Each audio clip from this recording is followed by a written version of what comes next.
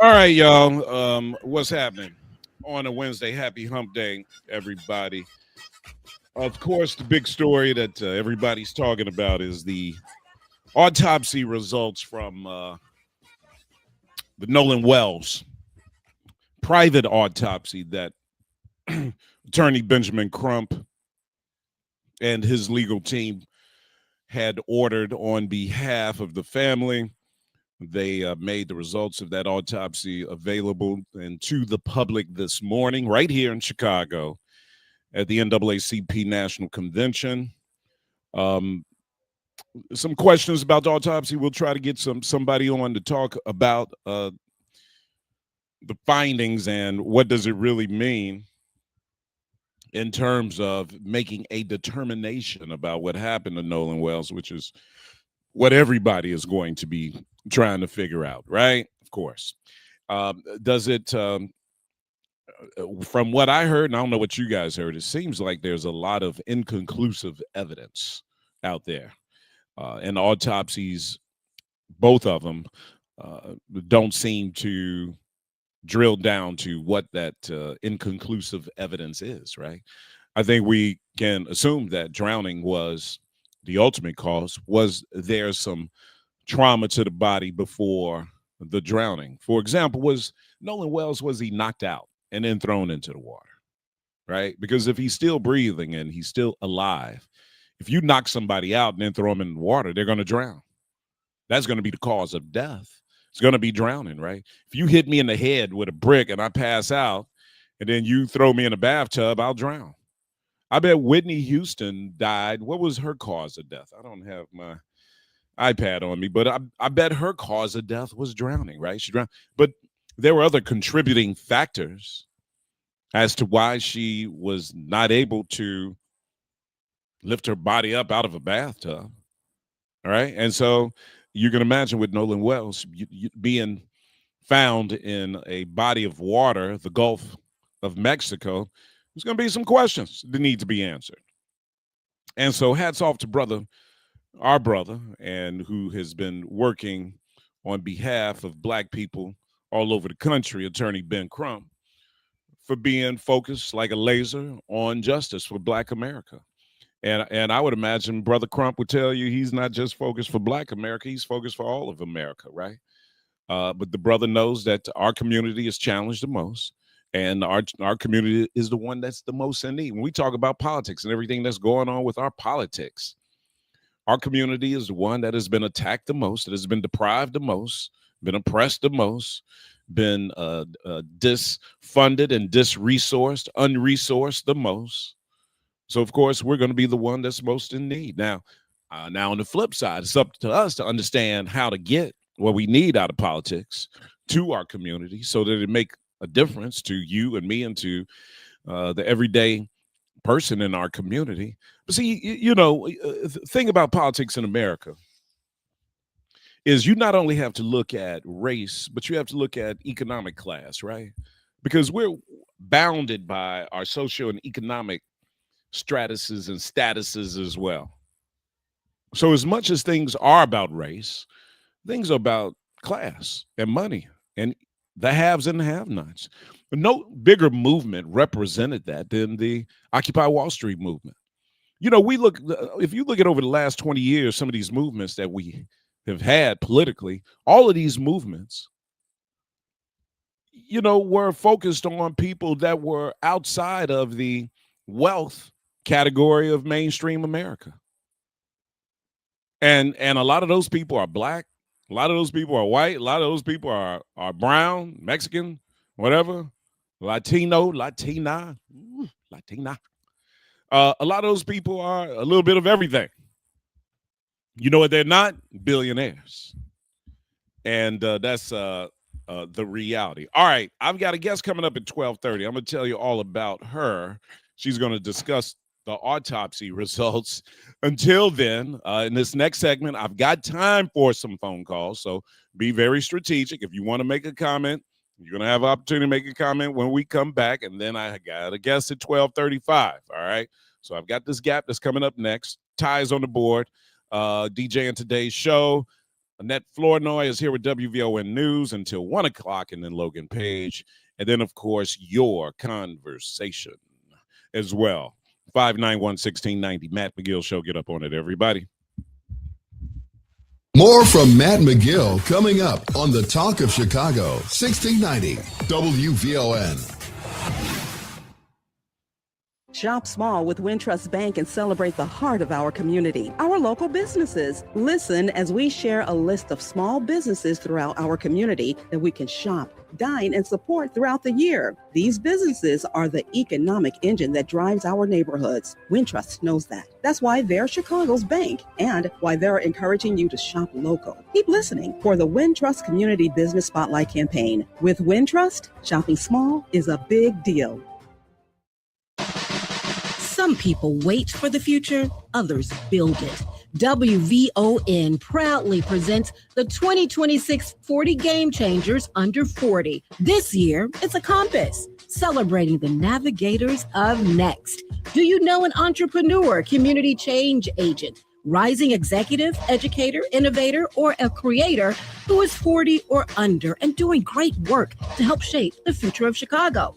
Or is that someone you? Now through July 17th, we're taking nominations. Visit 40gamechangers.com to submit your nominee. And then keep listening for updates on this year's exciting celebration. In 2026, our compass is on the navigators of next, because Chicago's future belongs to the people bold enough to lead it. Sponsored by BMO. Tuned in to your favorite WVON personalities on Facebook Live? Don't just watch, like it, love it, share it. Every click helps us grow the conversation and keep the community strong. So remember, like it, love it, share it, Chicago. Identity theft can cost more than you think. Drained investment accounts, stolen tax returns, lost wages, expenses for lawyers. It's a lot. That's why LifeLock is backed by the $1 Million Protection Package, which covers up to $1 million for stolen funds, fees, and experts and lawyers, and out-of-pocket expenses. Don't face the burden of identity theft alone. Protect your future and finances with LifeLock. Join now. Save up to 30% off your first year with promo code BECK at LifeLock.com. 1-800-LifeLock, promo code BECK. LifeLock.com. Terms to apply. Some things can steal your sunshine. Ugh, I just got my hair done. Sorry, the cooler's broken. Anyone see my flip-flops? Anyone? But COVID-19 can steal a lot more. I just took a COVID test. Ugh. Prescription medications for COVID exist. If you test positive this summer, ask your doctor if they're right for you. Visit PfizerForAll.com/COVID-19 to learn more. Sponsored by Pfizer. Greetings, WVON family. It's your brother and friend, Bomani Obedelli of the Activist Hour. Join me on Saturday mornings as we discuss a holistic and public health approach to addressing community violence. We will also be discussing ways that we can create a safe, peaceful, economically thriving, and healthy communities. Join me Saturday mornings, 8 a.m. on WVON for the Activist Hour. Now back to Matt McGill on the Talk of Chicago, 1690 WVON.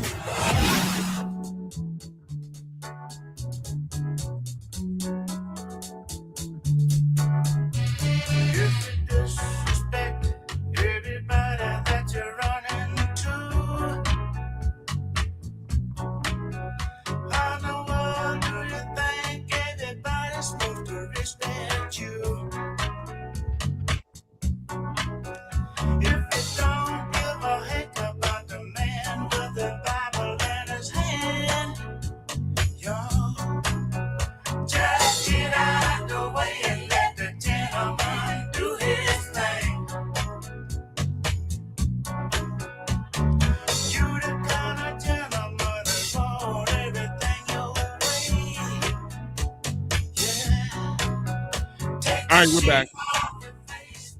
591-1690, number to call. I apologize for eating on the air, guys, but I'm starving. I've been running around like crazy for the last 2 days. I've got a full deck going on in my life and way over my head, my brothers and sisters. Don't have enough time in the day and probably don't have enough brain width to handle everything that I need to handle right now. But here's the reality. Nobody gives a damn about your life and what you can or cannot handle. The world keeps on going. It keeps on moving without you, with or without you, brother. Who had a song like that? What did was it U2? With or without you. Remember that? World is going to move on with or without you. President Trump is observing and participating in. It's amazing, man, because you hear our media. This is one of the most important duties of the President of the United States, the dignified transfer of the bodies of people who were lost in battle. In battle for what? Battle for what? What the hell are we doing putting people in harm's way? This president is going to try to tell you and tell me this morning. I heard him say it this morning. that America doesn't want Iran to have a nuclear weapon. The hell with Iran. Iran. Let me say it the right way and respect those people.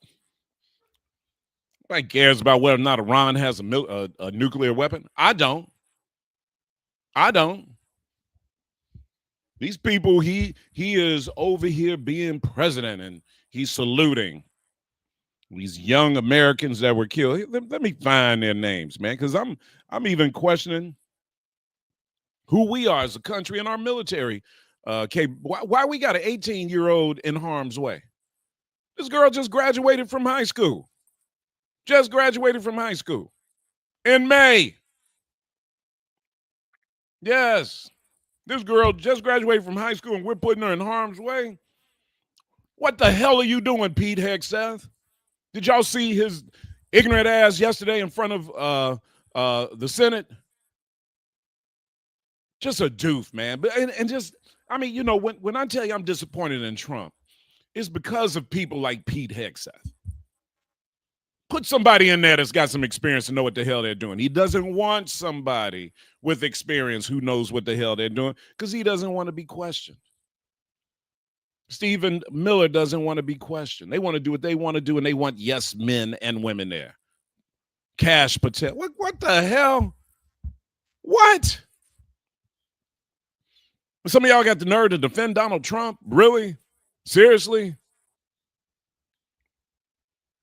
It's a damn shame, man. What a Bobby Kennedy? Get the people in this cabinet.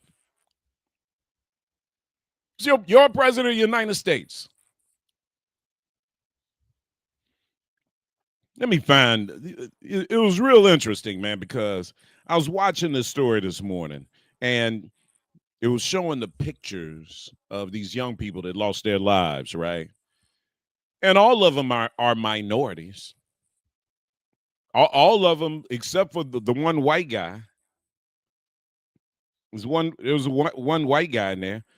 All of these soldiers look like they're all the descendants of migrants. And when I say descendants, I'm not talking about like Ben Franklin. He was a migrant too. George Washington. Everybody's a migrant here except for black people and Native Americans. Period. I'm talking about these kids look like their parents, their first generation born in America. These are migrants. Gave their lives to fight what? To prevent what? Now, you're telling me Iran from having a nuclear weapon? See, the reason why these people are dead, these young people, you're lucky I can't pull it up, man. I'm almost embarrassed for the app that I'm pulling up for not having these people's names front and centered. The reason why these young people are dead is because Donald Trump still has a weakness for President Obama. He just does, man. I don't know that there's been another example of this profile, as high profile as these individuals are. I don't know if it's been another example of a political figure just being fixated by another man. This is some kind of gay man crush that Donald Trump has on Barack Obama that is really embarrassing. And it would be comical if it wasn't for the fact that it's costing people their lives. Who are the recent United States military personnel who lost their lives? What do we know about them? Well, we know that they're young. Their ages go from 18 to 30. And I don't know if I would call any of them black. Maybe they are. One brother looked like he could be black. The white guy was Sergeant Michael Emmanuel Swinton, 30, of Fayetteville, North Carolina.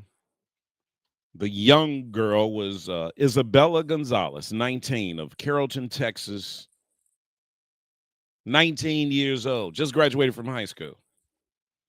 Also, you had a First Lieutenant Tyler James Feehan of Hawaii. Okay, so maybe that's the guy I thought that looked black because he So he's got a little Hawaiian in him. That's a migrant, right?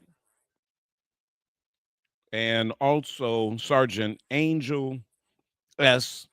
Rampersad, 28 of Ozone Park, New York. Signed to the 1st Battalion, 57th Air Defense Artillery Regiment, part of the 10th Army Air and Missile Defense Command. She had initially been listed as missing. Yeah, she was the one that was missing. Remember they said there's 3 dead and 1 missing, or 2 dead and 1 missing? After a ballistic missile and drone attack on the airbase in Jordan. But the Army has since confirmed she is presumed killed. So has her body not been recovered? Is that what I'm getting out of this? According to the latest official reporting, these deaths bring the total number of U.S. service members killed in the current conflict with Iran to 18. 18 families have lost a loved one because Donald Trump can't get over Barack Obama. He's got a man crush on Barack Obama. That's a damn shame. That is a damn shame. You should be embarrassed as a citizen of the United States of America because you were part of an electoral process that elected this man president of the United States. Damn you. What did Reverend Wright say? Damn America. He was damn right. He was damn correct. Let's continue to celebrate and raise the name of Reverend Jeremiah Wright. He was damn correct. Damn America. Damn your president. Damn the people that elected this fool, president of the United States of America. When we return, Angela Simpson Buckner is going to give us her thoughts on the autopsy results and get a reaction to that. There's a picture of look how young they are, man. You got 1 white guy and 3 people of color, and all the 3 people of color look like immigrants. The white guy is a descendant of an immigrant. He's just white because all white people are descendants of immigrants in America. Let's look at it. You got 4 pictures up right now on our Facebook Live, right? That lost their lives. Young, look at this young girl.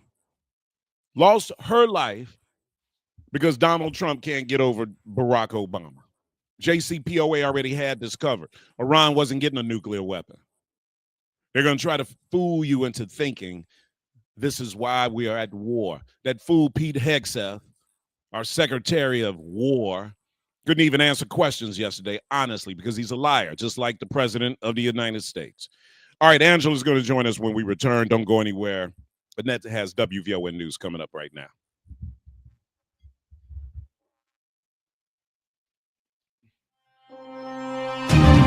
Cloudy and mild, temperatures topping out in the low 70s. Good afternoon, I'm Annette Flurnoy, and here's what's happening. Several South and West Side residents are worried after Save-A-Lot grocery store announced the possible closure of all 7 locations. Perry Williams has more. This resident who was at the store on 79th and Halstead says the shutdown would create a food desert in the community. You have to think about those that are on fixed income, like the elderly people. It's affordable for them. It's close. It's accessible. So I really think it would be really detrimental to shut this store down. The grocery chain contacted city officials, stating that it expects to terminate its license agreement with its parent company, Yellow Banana, at the end of the month. City leaders cite the possible closure to SNAP benefit reductions and the recent death of Yellow Banana CEO Joe Canfield. I'm Perry Williams. Civil rights attorney Ben Crump wrapped up a news conference today in Chicago. He says based on the preliminary independent second autopsy of 18-year-old Nolan Wells, the cause of death undetermined, pending investigation. A posterior neck dissection performed without review of the anterior neck structures is incomplete. Therefore, this pathologist cannot rule out injury to the neck as a contributor or a cause of death. He said he would need to have the medical examiner in Mississippi allow him to review the throat. That's why he said his autopsy is undetermined pending investigation. Remember, it's about transparency. Attorney Crump explained that it's common practice rather in an autopsy to remove the organs and that they are properly put in a bag and placed in the cavity. However, in the case of Nolan, Crump says the inner neck structure was absent. He says Dr. Roger A. Mitchell Jr., a board-certified forensic pathologist of more than 20 years, conducted the second autopsy and says he needs it from the Mississippi Coroner's Office. He says the neck is significant in this investigation because it will help determine whether the cause of death, rather, especially in an alleged drowning case.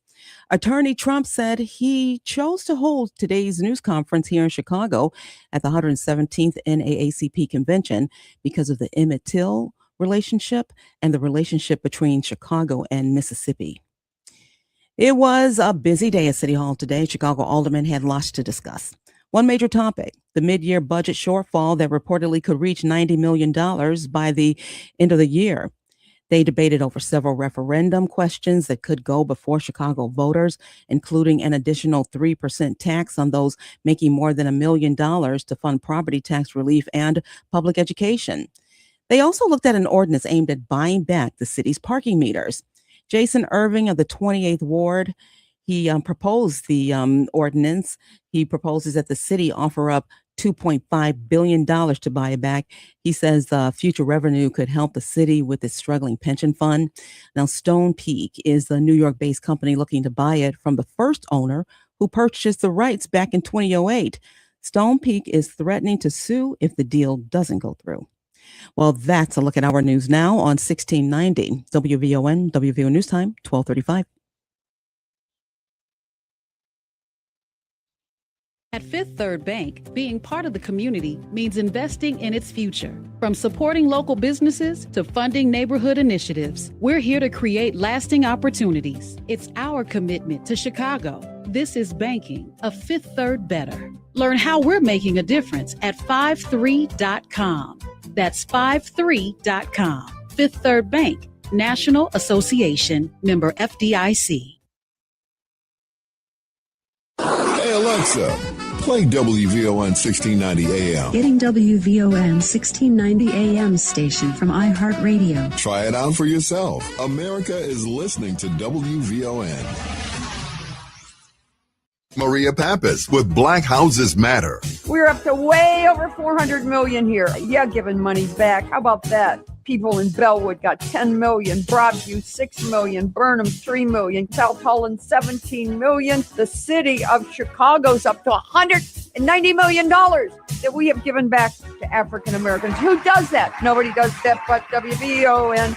Cook County Treasurer Maria Pappas with Black Houses Matter, Monday mornings at 11:30 a.m. on the Talk of Chicago, 1690 WVON. Hey, baby! I'm your Magnolia Blues man, Sir Henry Cheatham, inviting you to join us on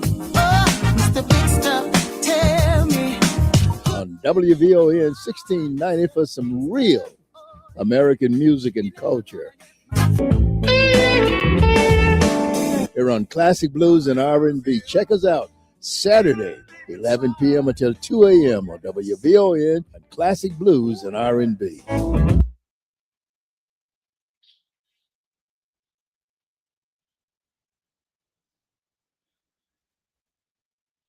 going on, y'all? Now back to Matt McGill on the Talk of Chicago, 1690 WVON.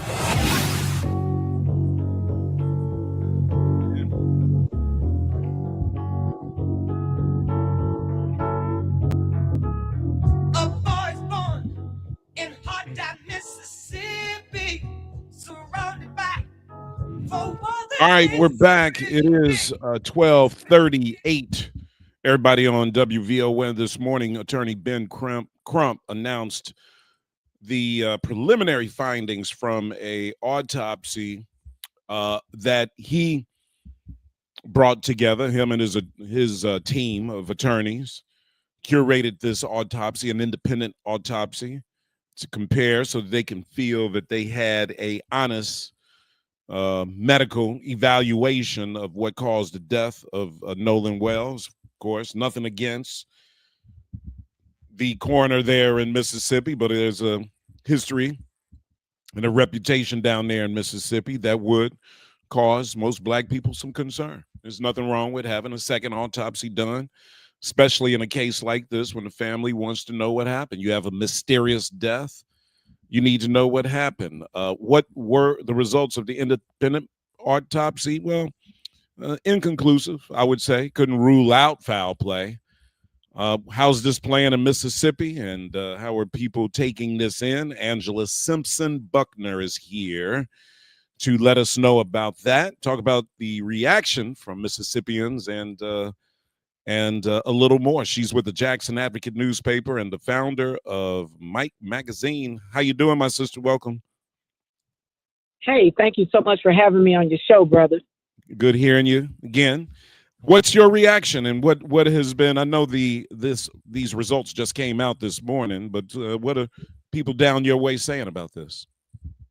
Well, seemingly all roads lead to Mississippi, and for some reason, Chicago and Mississippi seem to be just married together, because we keep coming on this radio show, and Chicago is where they broke this news at, and I believe people are wanting answers from this chief medical examiner now. We're definitely waiting to hear back from our governor, since he did make the statement that he had confidence in the local sheriff department in Jackson County, Sheriff John Ledbetter leading the charge.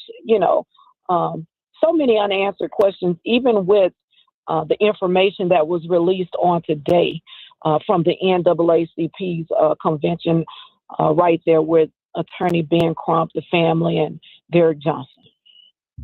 Yeah, I think, many people are waiting for a smoking gun or a bombshell, and that didn't happen, but it wasn't ruled out that there was possible foul play here. I mean, being from Mississippi, though, I would imagine you guys knowing the state, knowing the people, and knowing this story better than most of us, there's a gut instinct that you guys have about this story, right? That something doesn't sound right, something doesn't smell right about it. I mean, is it conceivable that Nolan Wells drowned? I'm sure that's a possibility. Anytime somebody's on an island, that possibility exists.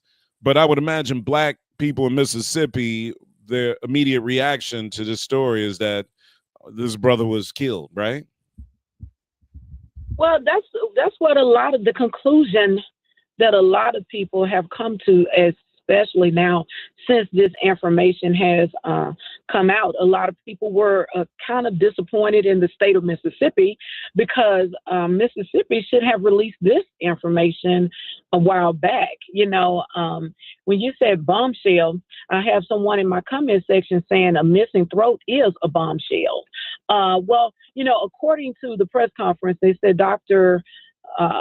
Mitchell says that even when he was serving in the capacity of a medical examiner in the past, whenever he would keep the throat area, it would be for a reason, and that reason has not even been explained to us here in the state of Mississippi. We want to know, what is the dark space, that dark blood that he examined in the back of his head? And also, we wanted to know, did that medical examiner leave that little bit right there just so he can get it, in an effort to explain to us that there is a suspicion and that foul play should not be ruled out? Because if she's a medical examiner here in Mississippi, definitely she knew exactly what to leave behind. And I'm thinking that instead of her having to be the one to come forth and say, hey, there's foul play, she left just a little bit, just enough for him to say he cannot rule out foul play. Now, people are still wanting to know, will Nolan Wells' mom and dad get that answer to the only one question that she said that she posed on today at the press conference, which was, hey, what happened to our baby? That's our only question. Yeah.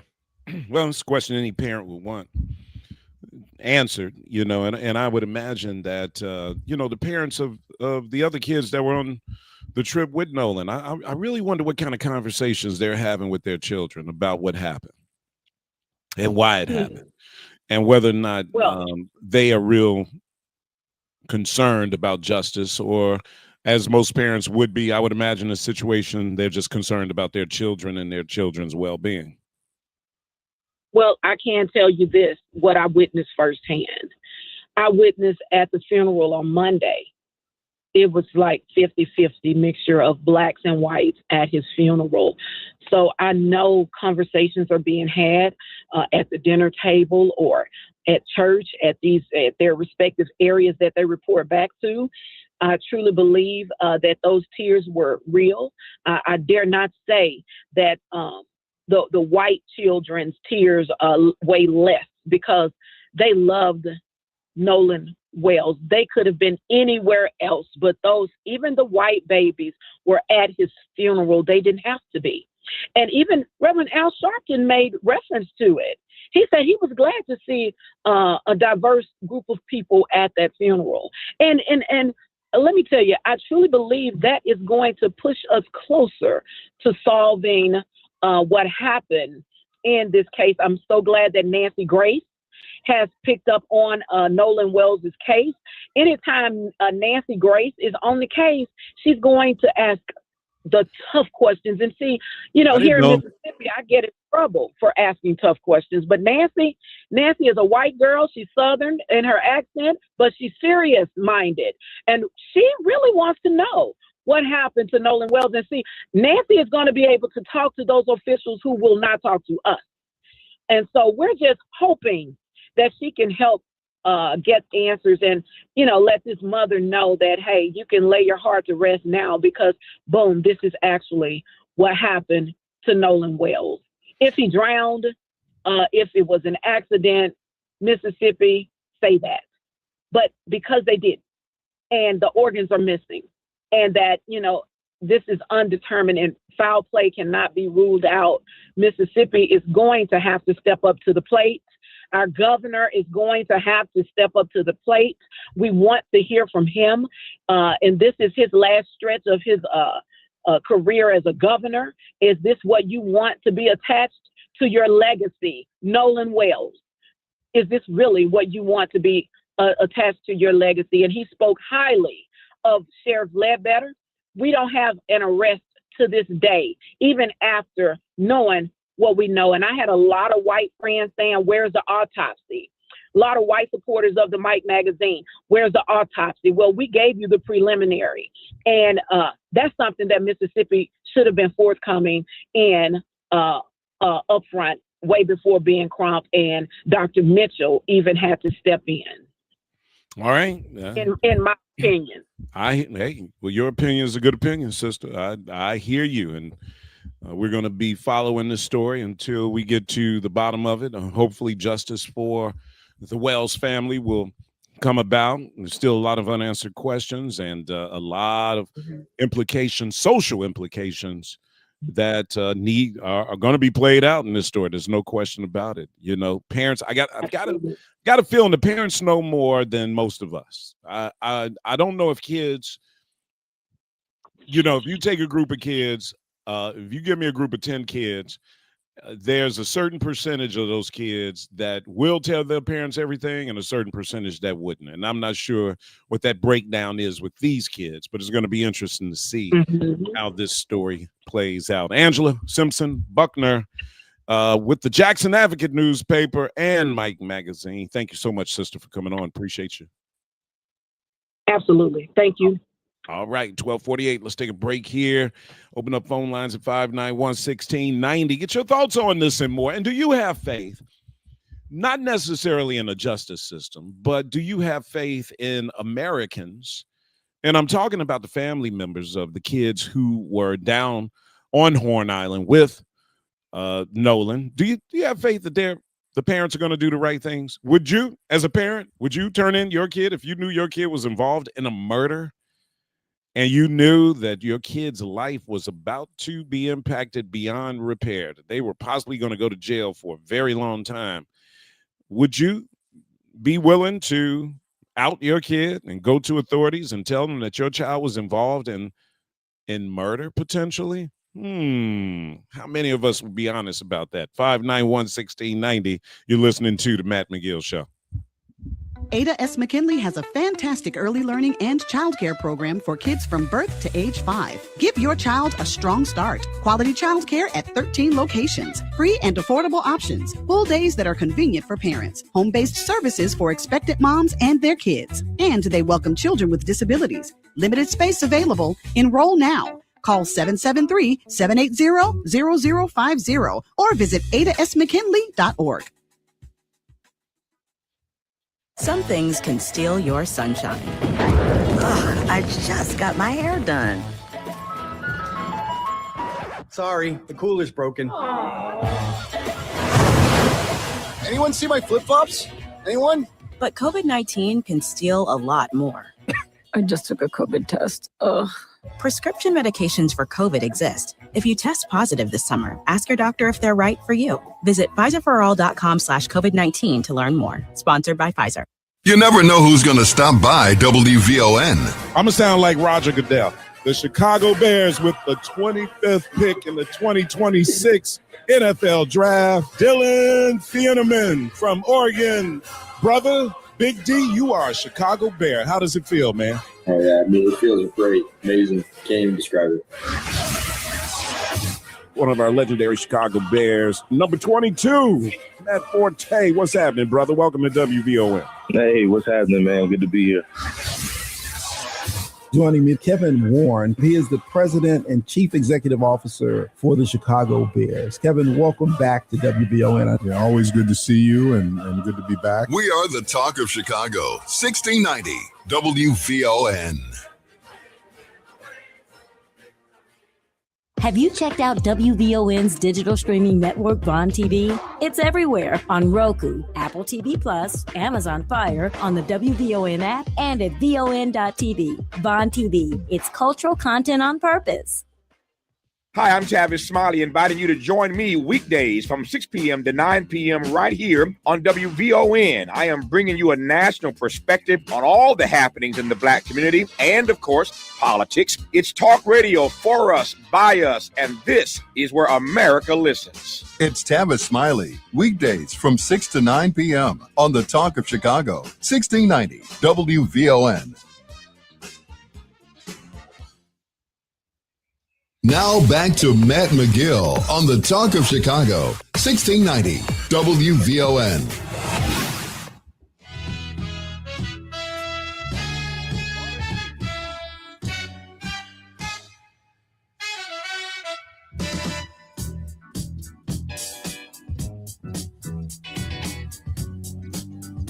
All right, we're back.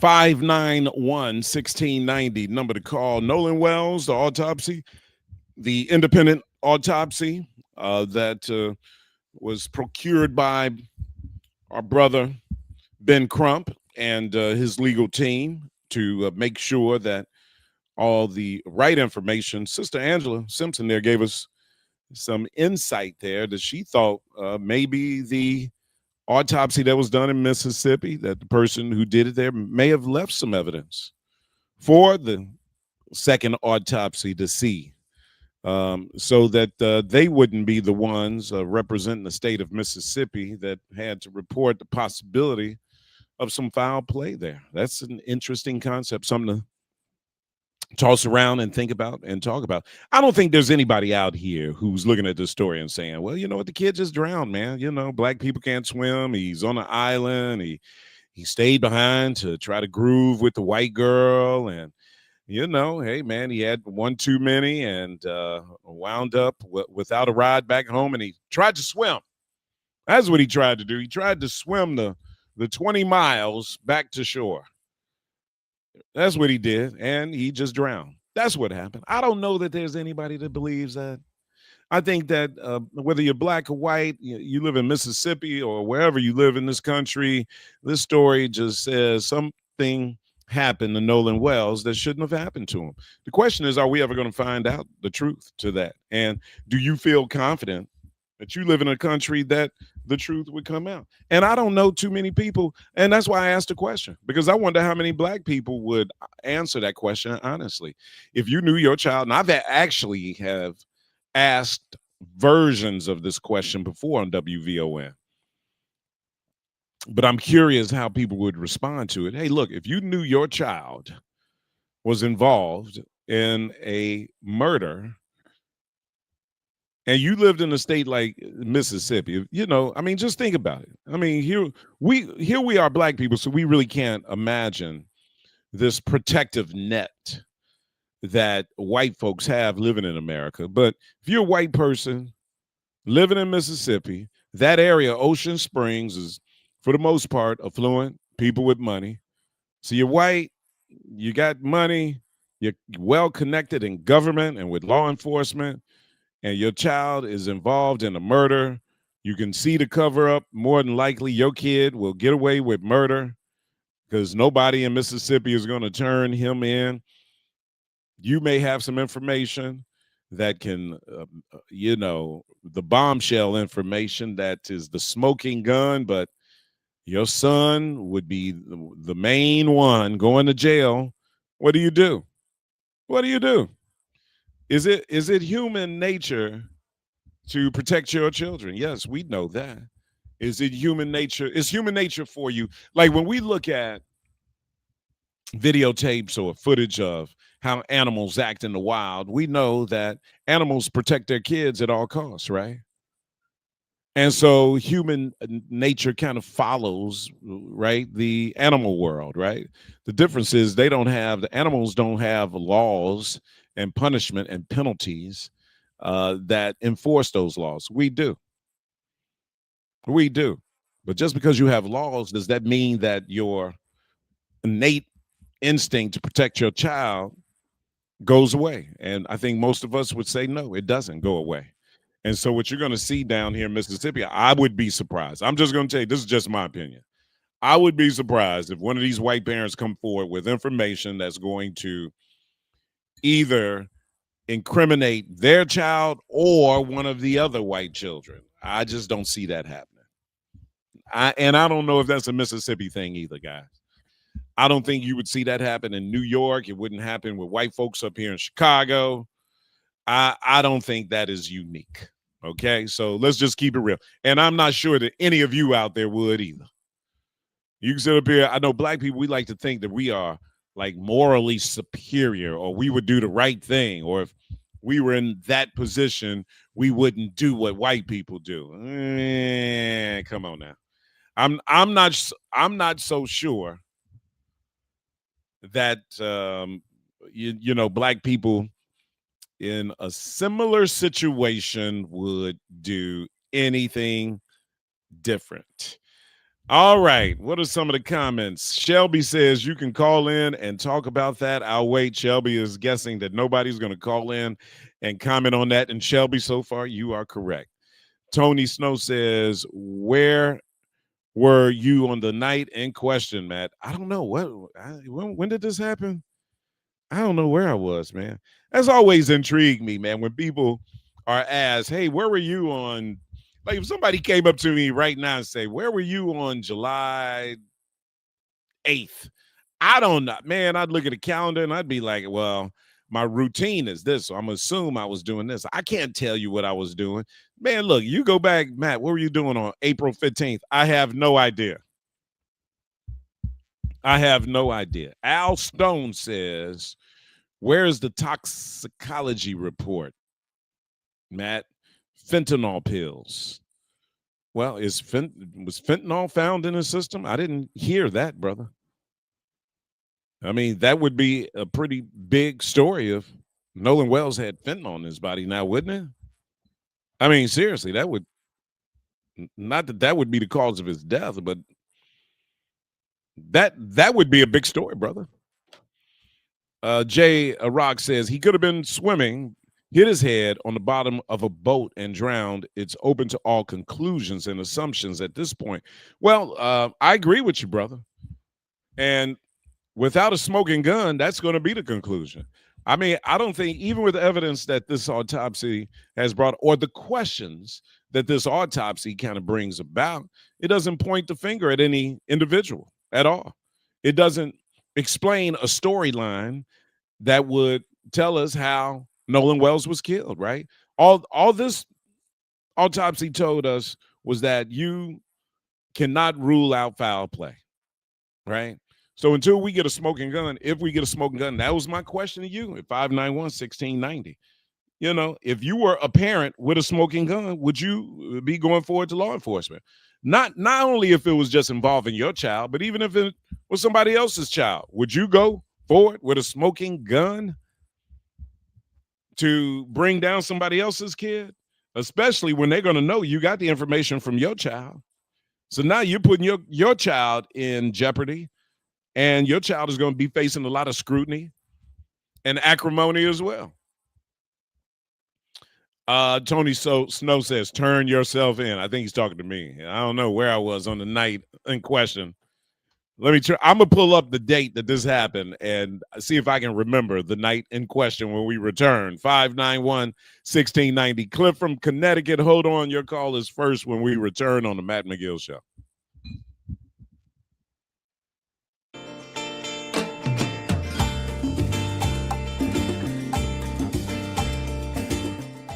Good Wednesday afternoon, Chicago. I'm Logan Page, and here are your news headlines. Chicago watchdog finds migrant spending was largely accurate. Chicago Sky teams up with city ahead of all-star festivities this weekend. Trump freezes more than $1 billion in Medicaid payments, and U.S. measles cases reach its highest level in 35 years. National news from the Black Information Network is up next on Chicago's only urban talk radio station, 1690 AM, WVON, Berwyn, Chicago.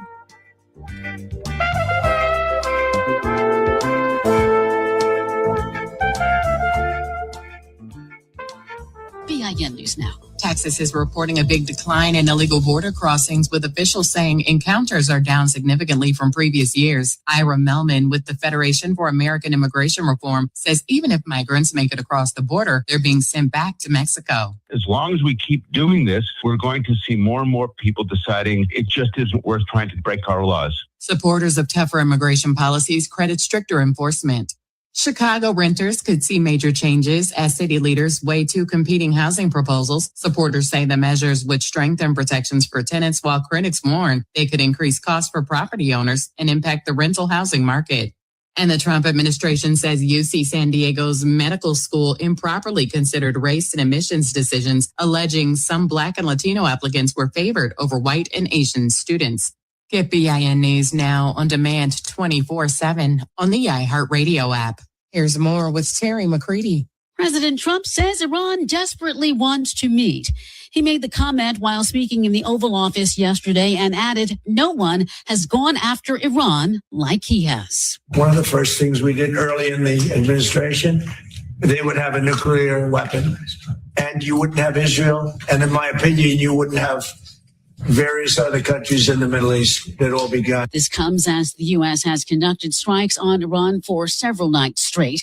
3 U.S. soldiers were killed in Iranian attacks on bases in Jordan and Iraq over the weekend. Iran's Islamic Revolutionary Guard Corps has claimed its aerospace force used cruise missiles to destroy Amazon's central data infrastructure in Bahrain in an attack that also targeted U.S. air defense systems. Defense Secretary Pete Hegseth in heated testimony yesterday with lawmakers on the Hill at issue Iran war funding. Has Iran's military been for the last 4 months combat ineffective? It's been set back not just years, but likely decades. You stated we had, quote, at the level it did before, not even close. It doesn't mean it doesn't have capabilities. Georgia Democratic Senator John Ossoff pressing Hegseth on his past statements about Iran's missile capabilities.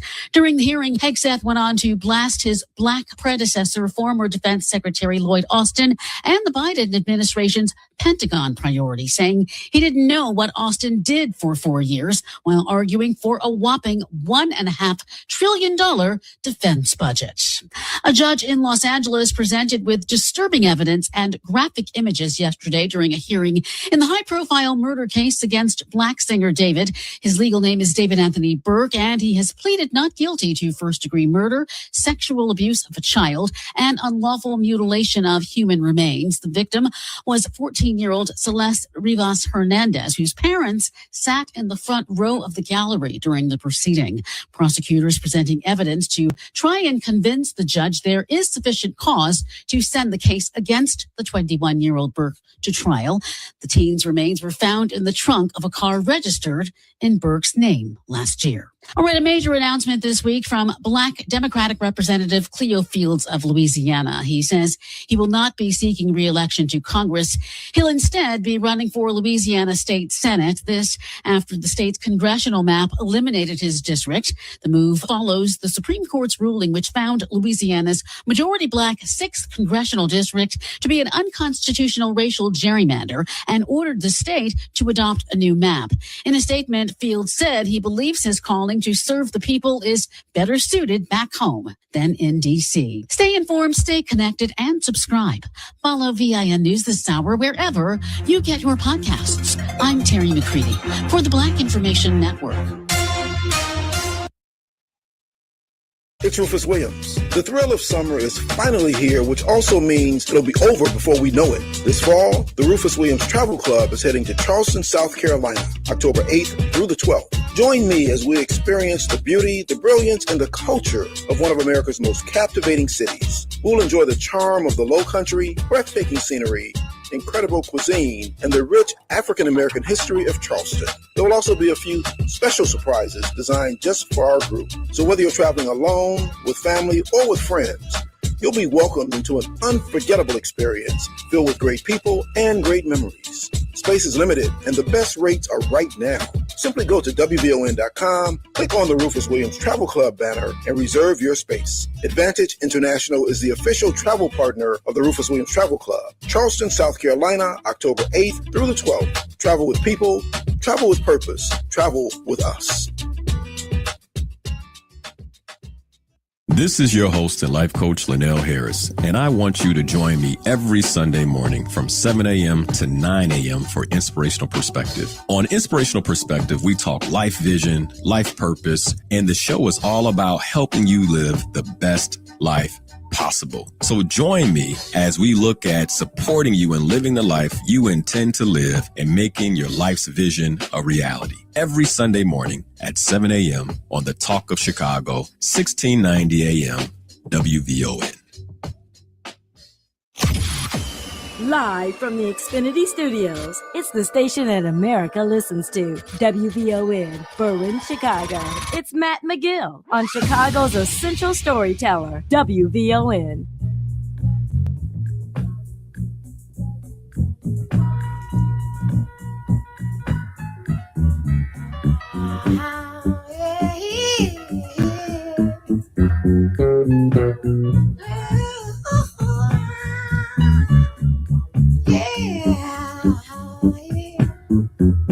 If you want me to stay, I'll be around today to be available for you to see. I'm about to go, and then you'll know for me to stay, I got to be me. You'll never be in doubt, that's what it's all about. You can't take me for granted and smile. Count the days I'm gone, forget reaching my phone, because I promise I'll be gone for a while. When you see me again, I hope that you have been. All right, we're back 107 at 591-1690. Talking about the the results of the private autopsy that happened. Ben Crump organized for the family of Nolan Wells. Was there a smoking gun, in your opinion? You have heard the news reports already and gotten some opinion here on WVON. I'm sure all morning you've probably been hearing it. Do you feel like there's a smoking gun here, or basically did this? Because here's what the autopsy did say. The second autopsy, what it did say. And I'm not sure what the first one said, but this autopsy basically said the cause of death is undetermined, pending further investigation. The manner of death, undetermined, also pending further investigation. No major traumatic injuries identified. The pathologist reported no skull fractures and no broken bones, no significant external injuries or deep tissue trauma that could definitely explain Nolan Wells' death. Unexplained findings. The examination noted a red discoloration in the soft tissue at the back of Wells' head, but there were no underlying skull fractures or scalp lacerations. The significance of this finding could not be determined. So there was some blood back there. Not sure what or why about it. What are the limitations of the examination? The pathologist said decomposition, the passage of time before the independent examination, and the fact that some organs and tissues remained with the state medical examiner prevented definitive conclusions. The independent autopsy also did not include toxicology testing. So I wonder why the organs and tissues, some organs and tissues remained with the state. That's an interesting note. I don't even want to call it a side note. It could be a big note, right? The family's legal team emphasized that the report does not rule out foul play, but it also does not establish that foul play occurred. Instead, they said additional evidence, including the official state autopsy, toxicology results, and the ongoing investigation, will be needed to determine what happened at the time. The private autopsy findings were announced. The official Mississippi State Medical Examiner's autopsy and toxicology reports had not yet been released, and the investigation remained active. I do not see a satisfactory conclusion to this story for the Wells family. Do you? 591-1690. Shelby saying, hey, organ harvesting, possibility, Shelby. No question about it. Why would some of his organs be missing, right? What was that movie? we got to take a look at that. I mean, this brings about some questions. Why would some of his organs be missing and not included, and tissue, and not included with this? Cliff calling us from Connecticut. Cliff, what's going on? What's on your mind? Man, thanks for taking my call, man. I think there's no question, man, that the dude was murdered. He was choked to death and then drowned. You know, and then they bring up this name, Katie. Who's Katie? I don't know. This white girl, so maybe he was dating. So on Facebook, so it's rumored that his father did it. Her father did it. You know, in terms of that's the rumor that's being spread on Facebook, coming from white people. You know, so I'm going with that. You know what I'm saying? So that's typical. You know, black dude, man, with a white girl, father and parents get mad, especially on the Mississippi. Mississippi, man, you got a Republican governor, 2 Republican senators, and then you got like 5 U.S. representatives, all Republican except for one, Danny Thomas. He's black. So you go figure. But listen, the NAACP, you went to that, right? I'm switching gears for a minute. Right? Yeah. Now listen, did the NAACP at all mention anything about reparations? I don't know. Let me say this. The convention was so massive, man. You had breakout rooms and discussions going on all over the place that I cannot answer that question. Okay, all right. I'll find out. I doubt well, actually, I'm sorry. Actually, they did. They did. I did see. Did. Yeah, I did see. What did they say? On the hold up. Let me explain. On the lineup, what they do is they show you the schedule of forums and conversations that are going to be had. I did see one on reparations. I may have seen more than one on reparations because I remember when I was reading it over the air on Monday when we were there, I remember saying, oh, reparations, they're talking about reparations, and I immediately thought about Cam Howard, our guy here in Chicago. Oh, okay. So they did talk about it. Any idea what they discussed? Well, no, I didn't go to the panel. I mean, you know, when you have conventions like this, Cliff, you know, you got like 3 different panels going on at the same time and different topics. And I didn't go to any of the panel discussions, but I went, well, they had a panel discussions, the ones that were at the main stage. I kind of heard some of them, but I didn't even hear any details about those. Okay. Now again, another issue, and I'll be quick, right? Civil rights organization, right? The issue of the subject matter, January 6th. Everybody still keeps calling it January 6th. That was one of the most horrific and devastating things I ever seen in a lifetime and this was an insurrection. So why won't a civil rights organization declare, even with its own its own company or its own organization, that was an insurrection? You know what I'm saying? So I'm just curious. And then finally, now, Reverend Sharpton made a donation to the Wells family, looking to see if it needed evidence. And then you had Tyler Perry that matched it. What contributions did the NAACP give, to your knowledge? You're asking questions I don't have the answer to, brother. Gotcha. That's my point. Right. So now the NAACP, they had a convention, and this but hold on, Black, Cliff. right? Let me make my point, and I'm done. I'm sensing that Right? you are. Go ahead. I'll let you finish. Go ahead. Okay, and I'm done. All I'm saying, man, back in the 50s and the 60s, the NAACP was a civil rights organization.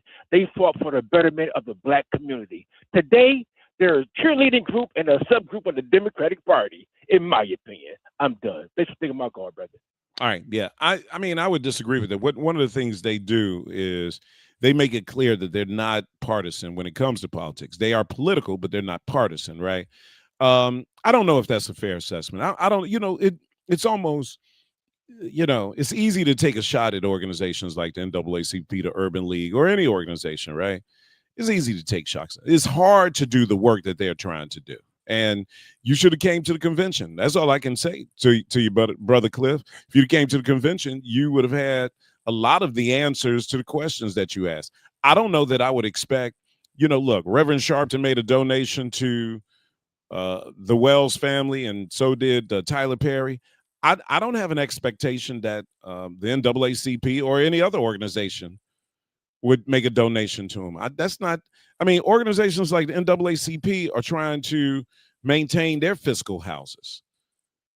So, I wouldn't expect them to be, trying, giving money away or anything like that. I'm sure they would support the family in whatever way they can support the family by providing resources and help if the family needs it in terms of legal advice and stuff like that. But I don't have an expectation that the NAACP is going to be giving them money.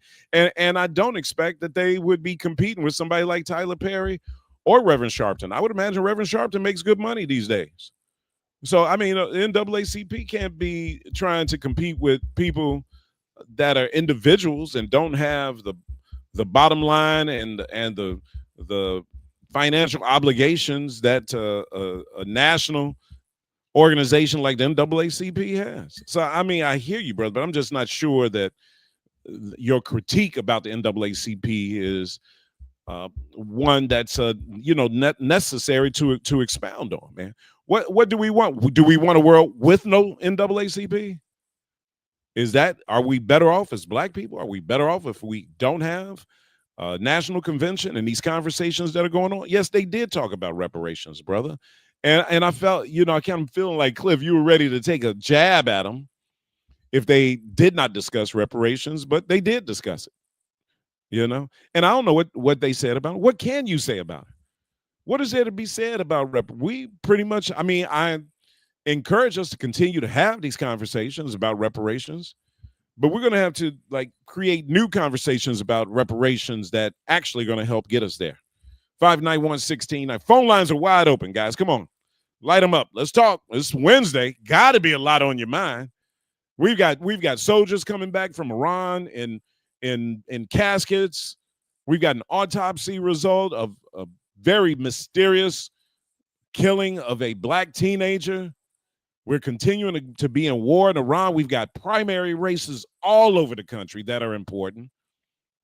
The conversation about socialism and the socialists in the Democratic Party continues to be the dominant conversation of this primary season.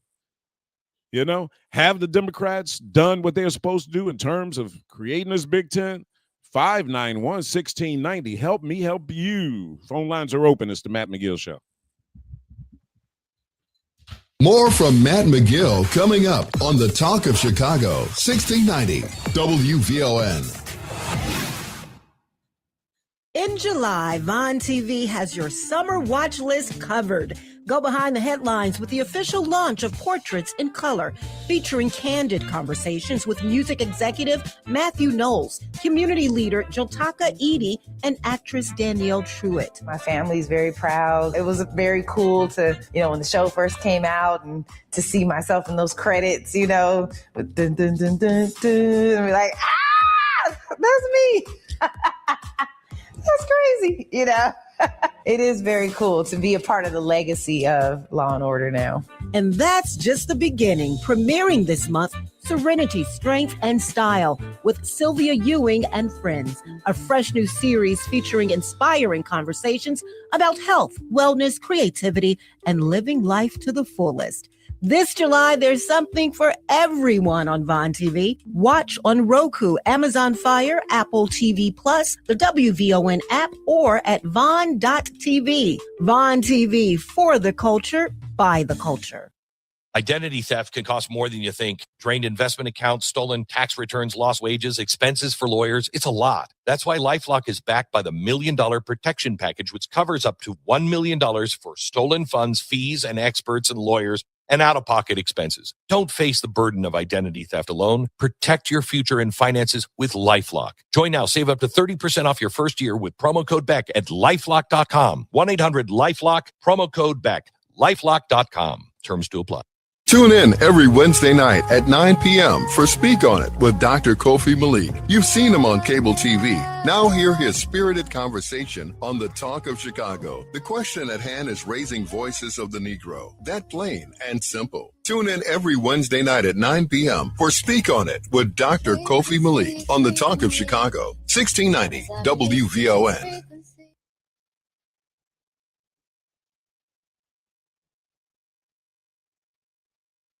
You never know who's going to stop by WVON. He was the man in the middle, the one and only Bill Cartwright.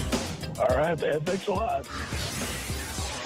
Out of Stanford, playing for the Los Angeles Sparks. She's none other than Cameron Brink. Thank you for having me. So happy and honored to have with us Mr. Mark Aguirre, two-time NBA champion. How are you? I am doing well, thank you. Not bad at all. We are the Talk of Chicago, 1690 WVON. Hi, I'm Tavis Smiley, inviting you to join me weekdays from 6 p.m. to 9 p.m. right here on WVON. I am bringing you a national perspective on all the happenings in the Black community and, of course, politics. It's talk radio for us, by us, and this is where America listens. It's Tavis Smiley, weekdays from 6 to 9 p.m. on the Talk of Chicago, 1690 WVON. Hey, Sir Henry, what are you doing? Hey, young blood, come on in here and let me show you how it's done. I'm Sir Henry Cheatham. Every Saturday night on Classic Blues and R&B, we play the real American music just for you. Join me Saturday nights on Classic Blues and R&B on WVON 1698. Got me awfully strange. You've got mail. Are you an insider?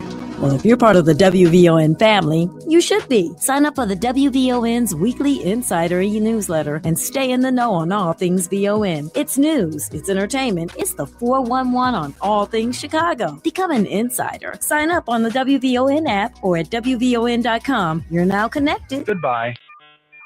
Now back to Matt McGill on the Talk of Chicago, 1690 WVON.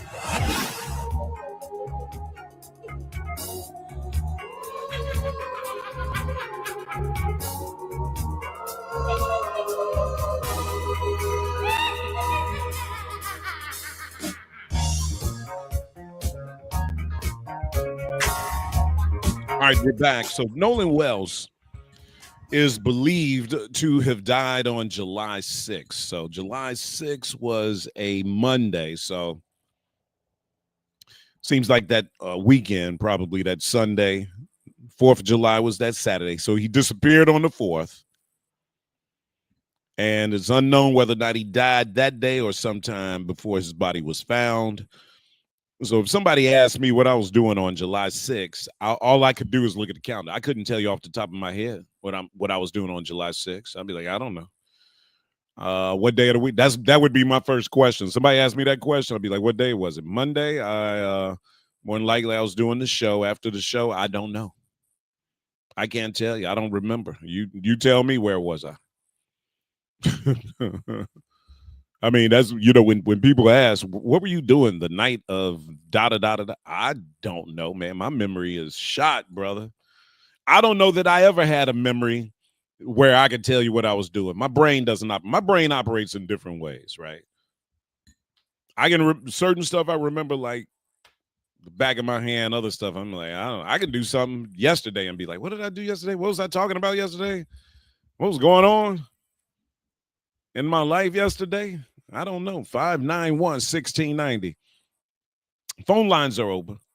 Shelby, there's some conversation about foul play, of course. Look, nobody is suggesting that there wasn't foul play here, guys. Foul play, according to Tracy Moreland. Tracy is saying foul play occurred because he didn't have his phone.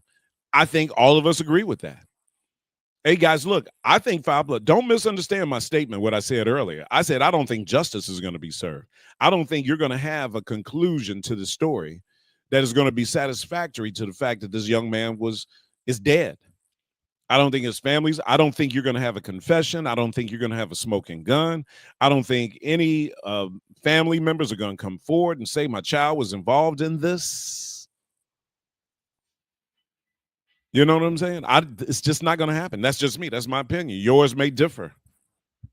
I think this story is going to be exactly what it is right now. And I think the autopsy that came out today pretty much makes people feel that, yeah, we can ride this through. They have nothing. They have nothing on us. We can ride this through. There was no smoking gun. There was nothing that suggests. Even if the autopsy today had come out and said that Nolan Wells was killed, still not going to know who. You're still not going to know what happened. So really, the investigation that's going, look, private detectives or detectives that are on this case, unless they find a witness who's willing to come forward and say, hey, look, you know what? I saw what happened, man. I was there. I saw it. This is not fair. I'm not going to sit by and let this happen. I'm not going to sit by and let people get away with murder. Here's what happened. If you do not have that, this case is going away. My opinion, not yours. Let's go to Taylor. Taylor, welcome to WVON. What's on your mind? Hey, man, how you doing? Good. You know what? You forgot a subject. Trump holding that $1 billion worth of, what is it, Medicare? Go ahead, tell me about from Minnesota and another city. Oh, yeah. He's playing retribution politics. Yeah, he has issues. And with the autopsy, I think, even though they don't have anything right now because they said the throat was missing, the throat and the neck. When the body came to him, the second coroner, they didn't have the throat or the neck. And I'm thinking, what does that mean? Did they put a rope around his neck? Did they choke him to death? But I think even with that, once they get the information from the initial coroner, they've convicted people on circumstantial evidence without even having the body. But those questions about him having clothes, being fully clothed when they found him, but on the boat, he only had on those swim trunks. Mm-hmm. It's a lot of why they kept the phone and what the smoking gun may be if they can retrieve those texts that was deleted. Mm-hmm. So I'm thinking some circumstantial evidence may bring us fire. The pathologist who performed the independent autopsy explained that he could not examine Nolan's throat structures, the larynx, hyoid region, and related airway tissues, because those structures had already been removed during the official state autopsy as part of the medical examiner's examination. This is a recognized forensic practice in some autopsies. particularly when the pathologist is evaluating the neck or airway. Because those neck structures were no longer available, the independent pathologist said he could not determine whether there were injuries to the neck, whether there was evidence of strangulation or other trauma, or whether there was water in the airway that could help assess drowning. Some news reports have used headlines referring to a missing throat, but what they really mean is that the throat structures had already been dissected and retained by the state medical examiner before the independent autopsy. Not that Nolan's throat was absent when his body was found, or that it had been removed by the assailant. The official Mississippi medical examiner's report and toxicology results are still pending, and the cause and manner of death remain undetermined. Yeah, you're not getting justice. You're not getting. I'm sorry, y'all. It's gonna be a while because they were talking about was he face down or was he face up when he was found, and what condition was he found in? I mean, there's so many unanswered. Somebody has to answer something. They just can't go mum. Ain't nobody and gonna not come say anything. I hear you, my brother. I don't know that you're gonna have in Mississippi, if there's gonna be a white person that's gonna come forward and basically accuse another white person of killing a black person, that would be the news story of the day. In Mississippi, if that happened, brother, now we got a story. Now we got a story. That will, know, more than likely that story does not come true. But if that did happen, brother, we would have some content for a very long time. Good call, Taylor. Phone lines are open. First one calls is getting on 591-1690. You're listening to the Matt McGill Show. Hope you're having an terrific Wednesday afternoon, Chicago. I'm Logan Page, and here's happening in your local and national news. A new report from the City of Chicago's Office of Inspector General found that the city's reporting on spending for its new arrivals mission was largely accurate and transparent. The watchdog reviewed about $639.7 million spent between August 2022 and December 2024 to support more than 46,000 migrants and asylum seekers, with only about 50,900 in expenses omitted from the city's public reports. It also concluded that the city generally followed its procurement and payment procedures during the emergency response. In other news, the WNBA All-Star Game is coming to Chicago this weekend. The Chicago Sky teamed up yesterday with the local park district to paint 13 three-point lines on community courts. Mayor Brandon Johnson was in attendance, and he announced that he was giving away 500 free tickets to the skills contest this Friday at Wintrust Arena. Meanwhile, a 3-day WNBA Fan Fest gets underway tomorrow at McCormick Place. The WNBA All-Star Game is set for Saturday night at the United Center. In other news, the Trump administration is freezing more than $1 billion in Medicaid payments to California and Minnesota over questionable claims. Federal officials announced Tuesday the Centers for Medicare and Medicaid Services in deferring about $867.5 million to California and $199 million to Minnesota pending additional documentation. The review focuses on certain in-home care programs in California and claims providers flagged through program integrity reviews in Minnesota. The Department of Health and Human Services also plans to expand its authority to remove fraudulent providers from federal health programs. Officials say the actions are part of a broader effort to prevent Medicaid fraud and protect taxpayer dollars.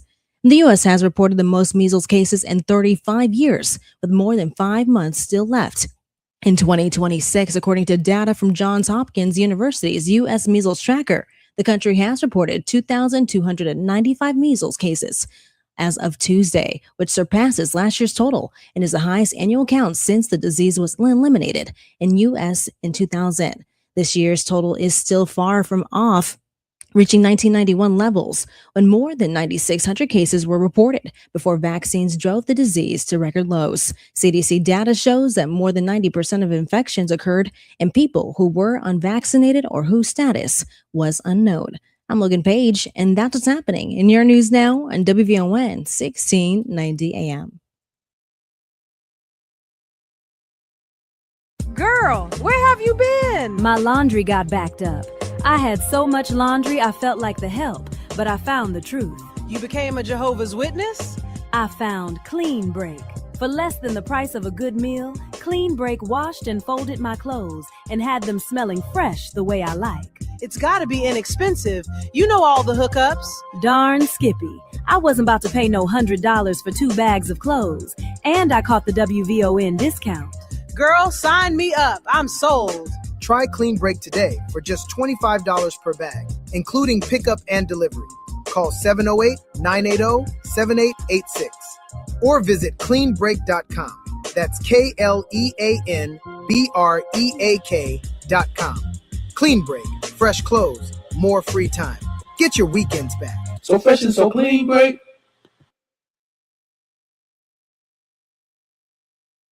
How many hours did you waste in traffic last year? Take control of your commute on Metra. Spend your time relaxing and let us handle the driving. Plus, our 95% on-time rate means we get you there fast. Metra, drive less, do more. Hey Alexa, play WVON 1690 AM. Getting WVON 1690 AM station from iHeartRadio. Try it out for yourself. America is listening to WVON. I was having a medical procedure, and I wanted to ensure my kids would get my home should something happen to me. I called attorney Ted London. He provided a land, trust, and power of attorney. Now my kids will not have to go through the probate process. After the death of my husband, I had to get my affairs in order. I called attorney Ted London. Now my family and home will not have to go through the probate process.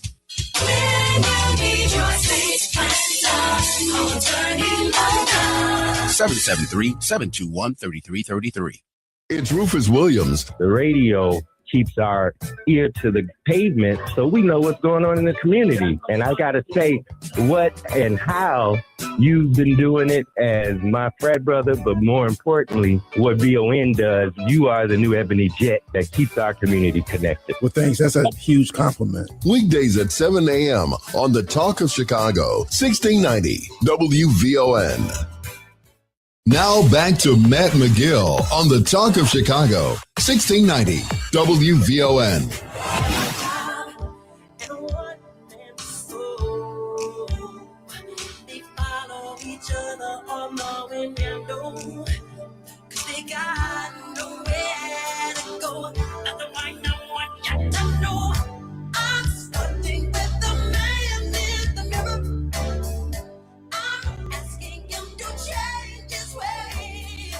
All right, we're back.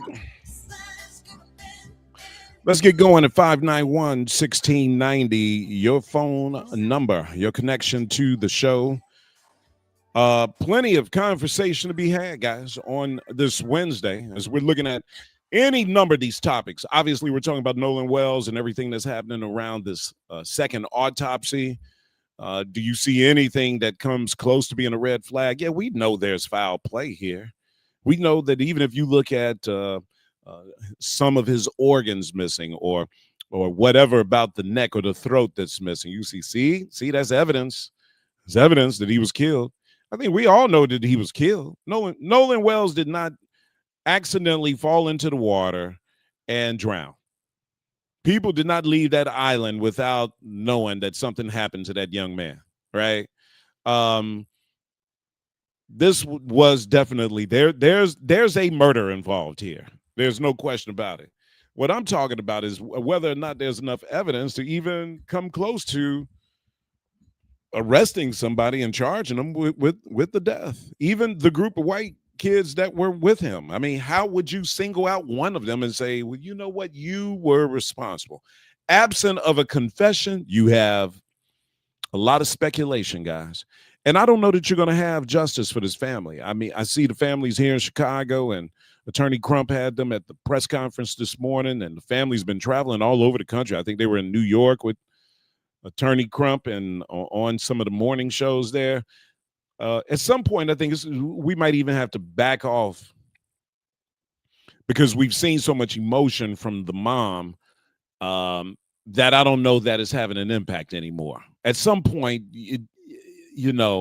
it doesn't have an impact, and people just want answers. Because I think we're all sympathetic, especially if you're a parent out there. You are sympathetic to these parents and what they're going through. You're sympathetic to the parents of the young people that lost their lives in fighting in the Middle East in Jordan, and that attack by Iran.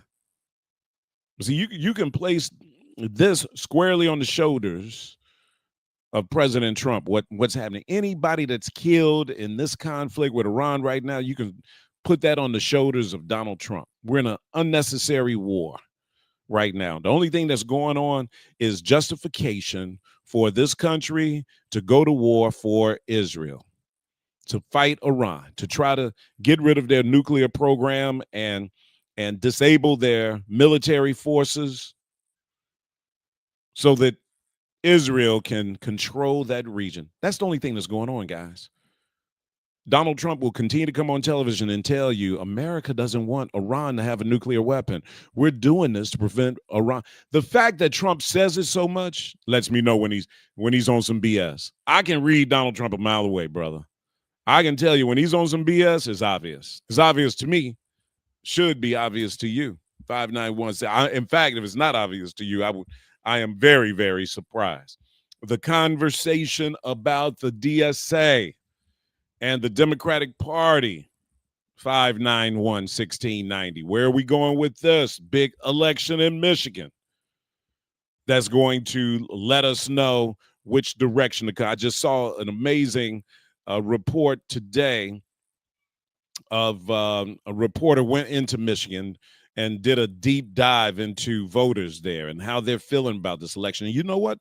A lot of them look like they're going to vote for al-Said. A lot of them look like they are feeling this, brother. And it seems like Stevens getting the money from AIPAC is hurting her because people are turned off by the fact that she's getting so much money from AIPAC. Well, people should look at the election that's going on in Missouri with Wesley Bell. Sellout brother there going up against Cori Bush. And, you know, people in Missouri tell me, you know, Cori Bush wasn't good, Matt. You just don't understand. But you know what? She still is getting support because people don't like Wesley Bell.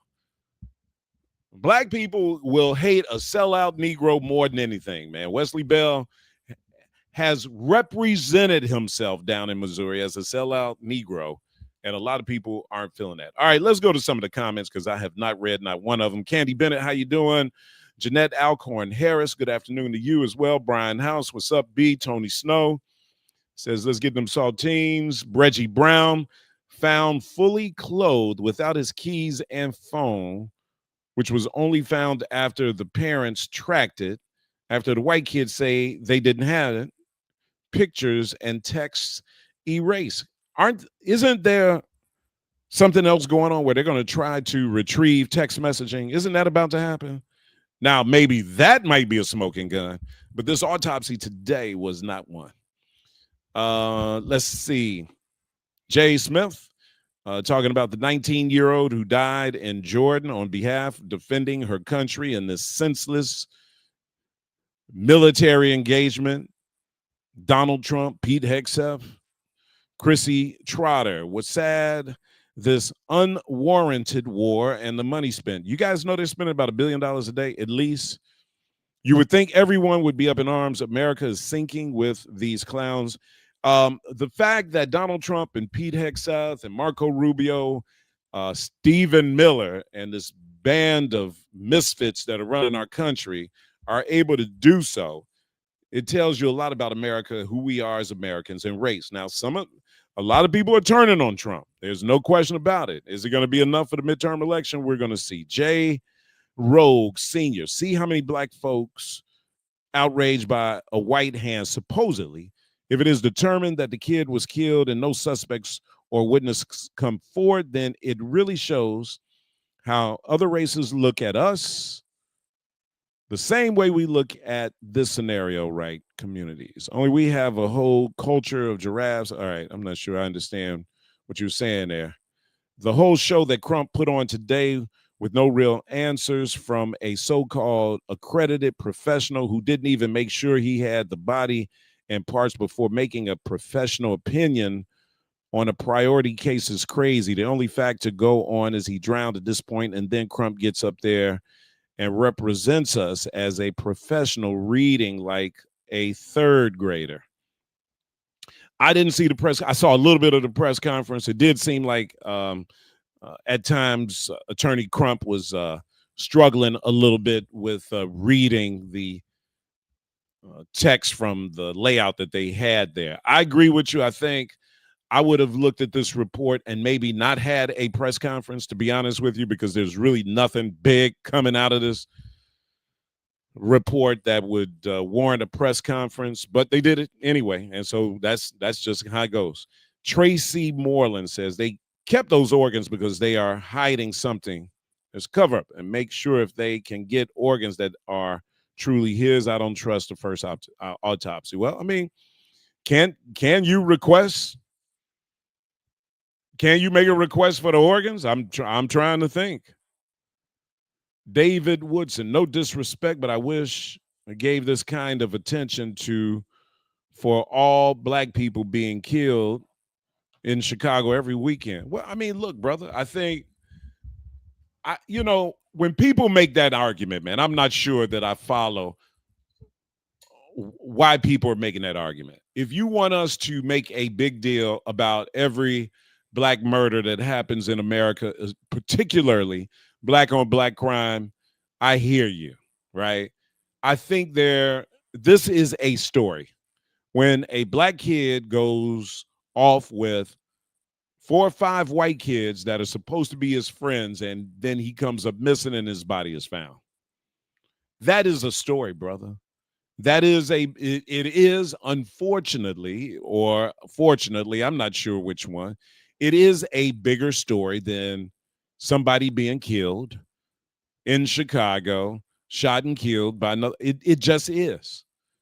Because this story of Nolan Wells brings back elements of the Jim Crow South. This story has more of a historic, relevant, newsworthy component to it, brother. That's all. Are all lives valued? Yes. And valuable? Yes.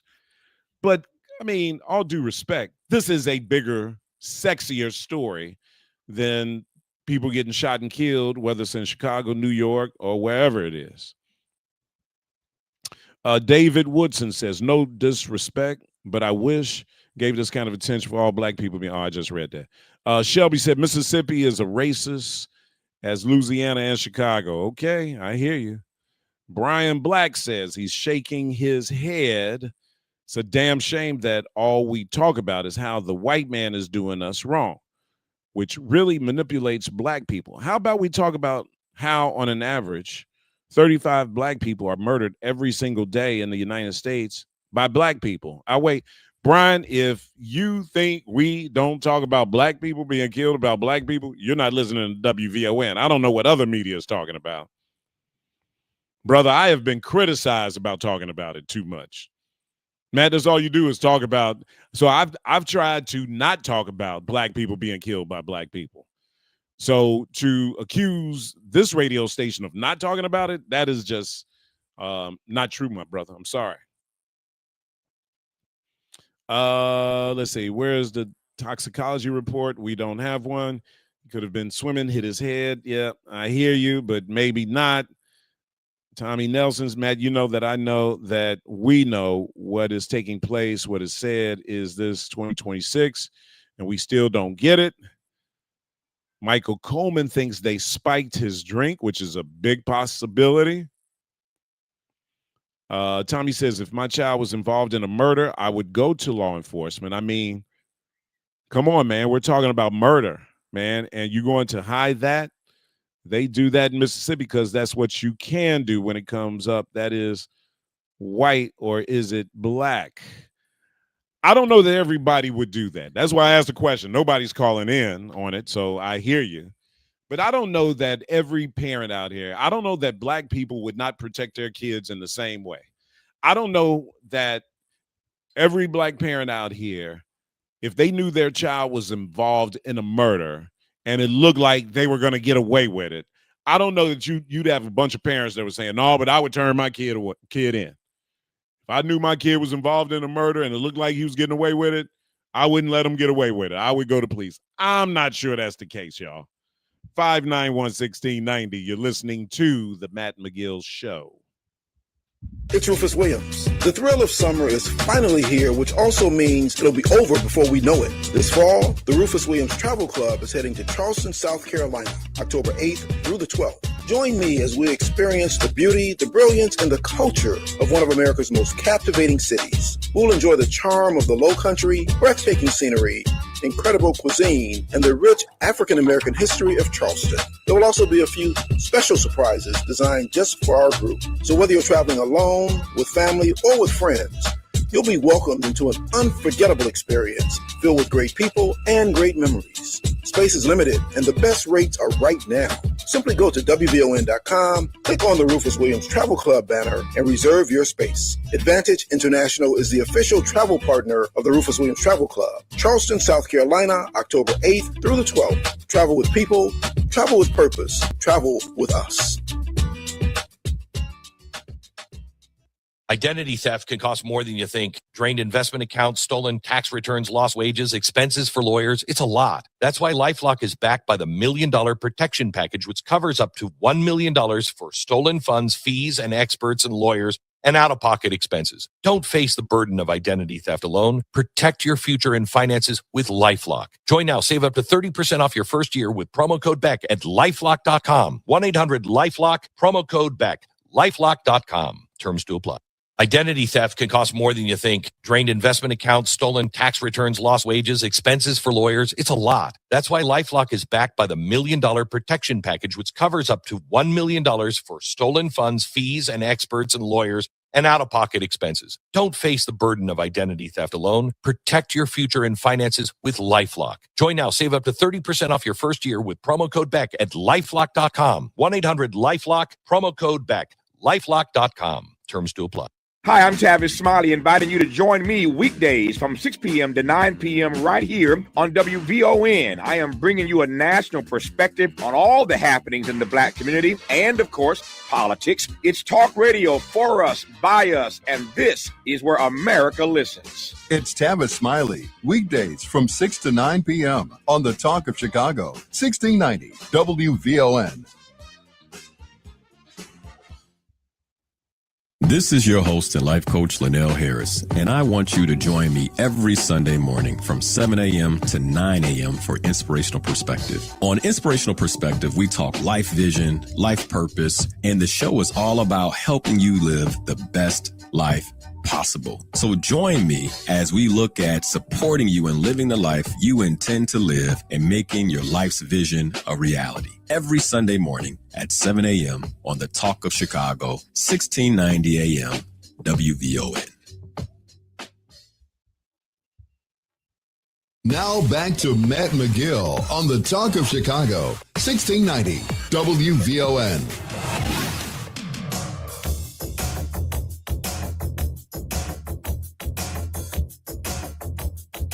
All right, we're back.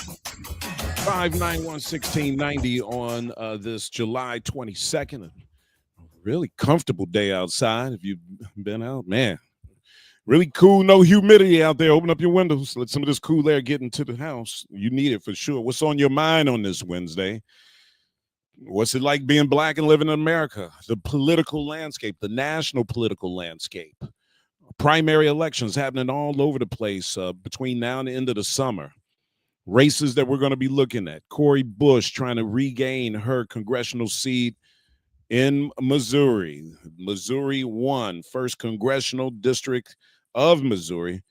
Cori Bush was unseated by Wesley Bell, who took AIPAC money. And now Cori Bush is trying to unseat Wesley Bell.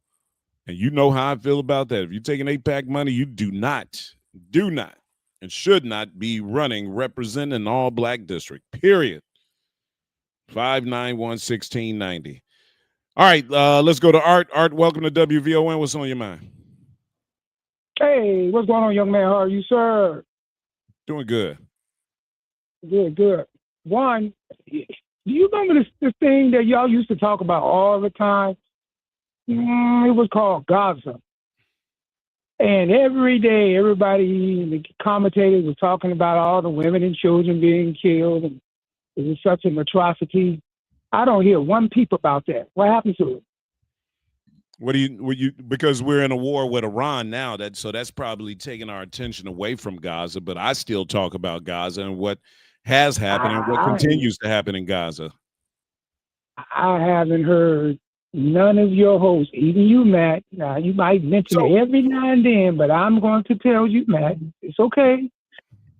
You all, there's nothing wrong, but I believe, and I'm almost 100% positive, it's called opportunist. You know, it's what's good.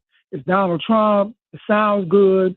And it's about killing children, women, and Netanyahu and the whole spinoff. But at the end of the day, I thought people were people, and anybody who's been killed or murdered, if this is really about the atrocity of human beings over the diaspora of the planet, then we don't talk. I think we just talk about what's popular right now and what's happening. Art, real quick. Art, I'm gonna let you. Art, you can have the rest of the show. Just listen to me, brother. I want you to listen to what you just said. You said you guys talk about what's popular. Art, we're doing a radio show. That is what radio, television, news is about. You talk about what's popular, what's being talked about at the moment, brother. You answering your own question, man. And I'll let you respond back, but I just want you to think about this. When the Nolan Wells story happened, we started talking about Nolan Wells. When the war in Iran started, we started talking about the war in Iran. When Gaza was going on, we were talking about Gaza. Primary elections are happening. We talk about primary elections. You talk about what's in the news. What we go on when we're trying to figure out what to talk about on our shows, what we do is we're looking at all the news sources in the morning and trying to figure out what's news. What should we be talking about today? So today, what are we talking about? The press conference. So, Art, you answered your own question. You're like, all y'all do is talk about what's popular. That's what we do for a living. That's our job. Go ahead. To that. Again, your job for WVON, the voice of the nation, Black people, should be primarily talking about what is good and what is needed to support Black people in Black community, and specifically the Black family. That's what it should be. I'm not saying we shouldn't mention it. You all talk about the war because you don't like Donald Trump. If it was a Democratic thing, you wouldn't be on it the way y'all on it. So, but I'm going to let you ride with it because I know that's what you do. But I'm telling you, it's about Donald Trump. See, when you're talking about the Epstein file and everybody gets on talking about what they did to the babies and the children or the women or the abuse of the women and sex trafficking. But you got that going on in your own community. You got Black women running around with half their butts hanging out, dragging their babies, but you want to talk about Donald Trump and this, and that. Don't you think that is more important? All right. You know why I talk about Donald Trump? You want to know why I talk about Donald Trump? He's president of the United States of America. We talked about Barack Obama every day on this show because he was president of the United States of America. We criticized Barack. We celebrated Barack. Barack Obama was president. He was on the news every day, and we talked about him. Donald Trump is talked about every day because he is president of the United States of America. And then on top of that, on this station, the fact that the man has zero respect for Black people, including you, Art, including you. The fact that the man has zero respect for Black culture, Black history, Black excellence, Black progress. He continues to insult Black people, Black women in particular. He's loaded up our Supreme Court with people that he felt would turn back the laws of the United States of America to put black people back in their place. I'm talking about his ass every single damn day. You're damn right. And if I could drag Donald Trump every single day, I'm going to drag his ass. I talk about this every day on this show, Art. I'm so surprised you say that, man. Every day on this show, I say, what? What it's like. We're talking about what it's like being black and living in America. And guess who's a problem? Guess who's a problem? Donald J. Trump, the president of the United States, is a problem for me as a black man. So the show that's going to have my name on it, I'm going to talk about his lame ass. And how disappointed, and I'm not even going to call Donald Trump lame. I'm going to talk about how disappointed I am in him as president of the United States to put all of these unskilled, inexperienced people in the most important positions in our government. That's disappointing. For a man who is the most powerful man in the world and has the ability to change all of these white people that follow him, how they think about America and black people, he chose to go with the white nationalists. So guess what? You get dragged on WVON.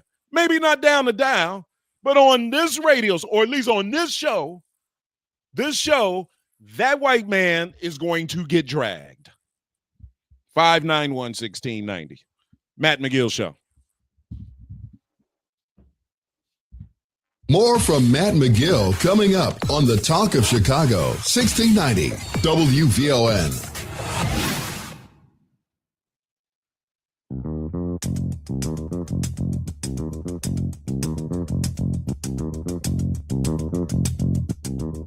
Hey Chicago, hey, I'm Logan Page, and here are your news headlines.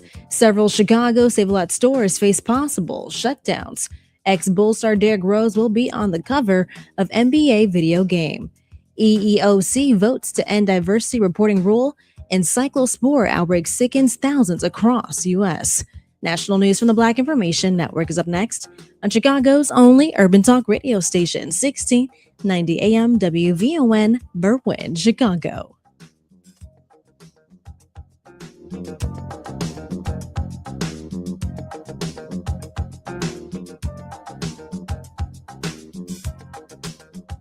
BIN News Now. Texas is reporting a big decline in illegal border crossings, with officials saying encounters are down significantly from previous years. Ira Melman with the Federation for American Immigration Reform says even if migrants make it across the border, they're being sent back to Mexico. As long as we keep doing this, we're going to see more and more people deciding it just isn't worth trying to break our laws. Supporters of tougher immigration policies credit stricter enforcement. Chicago renters could see major changes as city leaders weigh two competing housing proposals. Supporters say the measures would strengthen protections for tenants, while critics warn they could increase costs for property owners and impact the rental housing market. And the Trump administration says UC San Diego's medical school improperly considered race and admissions decisions, alleging some Black and Latino applicants were favored over white and Asian students. Get BIN News Now on demand 24/7 on the iHeartRadio app. Here's more with Terry McCready. President Trump says Iran desperately wants to meet. He made the comment while speaking in the Oval Office yesterday and added, no one has gone after Iran like he has. One of the first things we did early in the administration, they would have a nuclear weapon, and you wouldn't have Israel. And in my opinion, you wouldn't have various other countries in the Middle East. They'd all be gone. This comes as the U.S. has conducted strikes on Iran for several nights straight. 3 U.S. soldiers were killed in Iranian attacks on bases in Jordan and Iraq over the weekend. Iran's Islamic Revolutionary Guard Corps has claimed its aerospace force used cruise missiles to destroy Amazon's central data infrastructure in Bahrain in an attack that also targeted U.S. air defense systems. Defense Secretary Pete Hegseth in heated testimony yesterday with lawmakers on the Hill at issue Iran war funding. Has Iran's military been for the last 4 months combat ineffective? It's been set back not just years, but likely decades. You stated we had, can't build at the level it did before, not even close. It doesn't mean it doesn't have capabilities. Georgia Democratic Senator John Ossoff pressing Hegseth on his past statements about Iran's missile capabilities.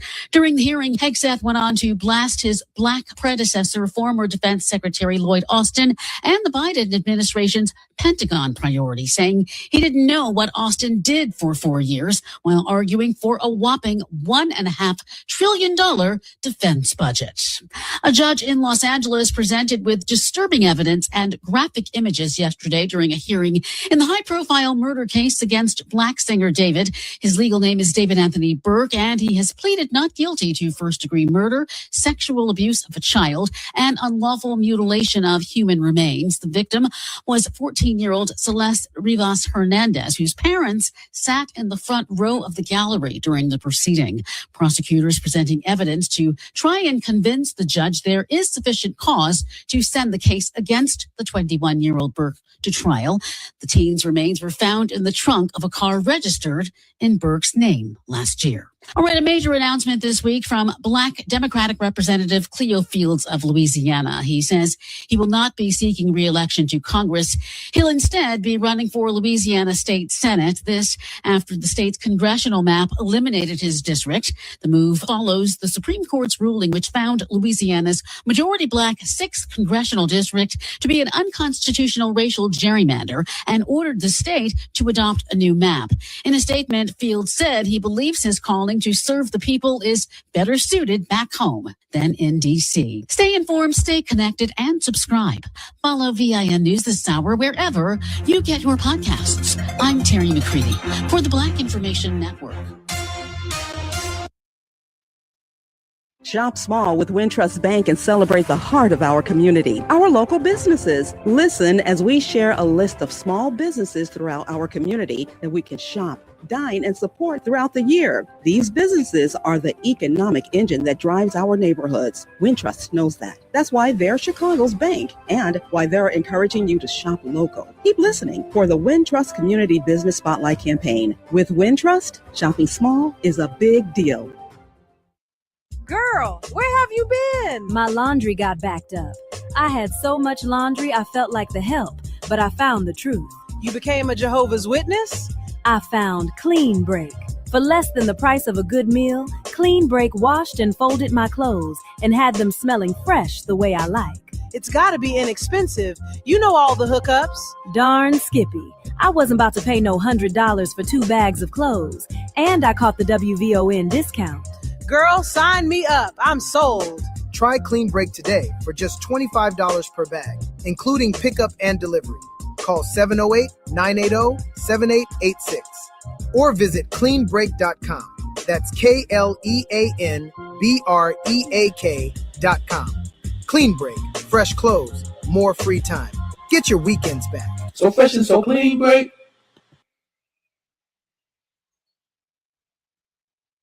I was having a medical procedure, and I wanted to ensure my kids would get my home should something happen to me. I called attorney Ted London. He provided the land, trust, and power of attorney. Now my kids will not have to go through the probate process. After the death of my husband, I had to get my affairs in order. I called attorney Ted London. Now my family and home will not have to go through the probate process.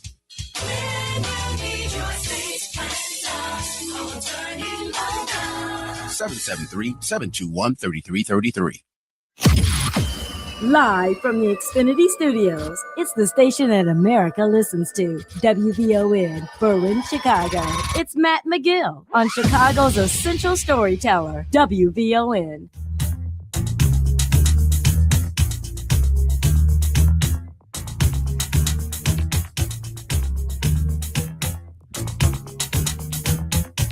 Whoa. All right, we're back, 591-1690. Love your favorite radio station, WVON. Share the show, everybody, on Facebook Live right now with everybody who is a friend of yours, somebody that you care about, somebody. Let me tell you this, guys. And this is, can I talk to you guys? Who used to say that? Joan Rivers. Can we talk? Can we talk? Real talk, though. Real talk. No matter what we disagree on, more than likely we're going to agree on more things that we disagree on, right? But look, the disagreement is cool. No matter what, it's important for you to tell people about this radio station and the conversations that are being had. If you like them, then most people will listen. Most people that come from your community will listen. The way we get our voices out there, our thoughts out there, is by sharing our content with each other. See, social media works. Everybody shares this, shares that, hashtag this, do this, join that, like this. You see what I'm saying? When you got something like WVON, and even Art was just saying it there, voice of the nation. We got something like, share it, tell your friends about it, listen, let's grow it, let's make it a powerhouse. Share the show right now. Share, tell your people about it. Hey, this is what I listen to. I listen to talk. Right? People ask me all the time, hey, man, what kind of music you listen? Man, dude, I listen to talk. I listen to music at home sometime, but I listen to talk. Nothing against Art. Art, let me say this. What I do enjoy about Art is he is spot on with a code of conduct. Because you guys hear me say it all the time. Black people, we have a behavior problem. Now, to me, his last comment, he was off about that. We talk about what's popular. It's going to be Nolan Wells this week. Next week is going to be something else that leads the news. We're here to talk about what's in the news and get your opinions and thoughts about it, right? When the Obama Center was going up, what did we do, man? We celebrated the Obama Center opening, but then at the same time, we had a lot of critical conversations about the Obama legacy and the Obama years, right? Now we're not talking about it, right? So we talk about what's in the news. That's our job is, man, I wake up in the morning, I'm looking at the news and I'm trying to figure out, hey, what should we talk about today? That's what it's about. We're not going to agree on everything, but I agree with Art on the code of conduct. Like I said, I worded my way. We have a behavior problem, right? But Donald Trump is the president of the United States. He's supposed to be talked about every day. Now, what adds some energy to that conversation for us here at WVON is he doesn't like us. He doesn't respect us. So F him. We're going to drag him. We got to talk about him. You know why we got to talk about Donald Trump? Because he has an impact on our lives. These decisions that are being made, they're not like little valueless decisions that are just like, oh, he's just doing this. He's president and he's going to war with Iran and stuff like. No, this man is rolling back DEI. This man is punishing companies that enforce DEI programs. This man is trying to rewrite American history and tell us that slavery damn near didn't happen the way that we all know it happened. You're damn right we better drag his ass. You're damn right. Look, I do it at a risk to myself. More than I'm on the air doing it, knowing that I could be, hey, look, we could be targeted. We're media personalities. They come at me. But I'm going to do it because Donald Trump doesn't like us. He doesn't like my community, my people that I grew up with, that I went to school with, that I went to high school with, the teachers that taught me, my brothers and sisters that I loved since I was a child, my boys that, like Dr. Dre would say, the ninjas I grew up with, the ninjas I threw up with. He doesn't like my people. He needs to be talked about.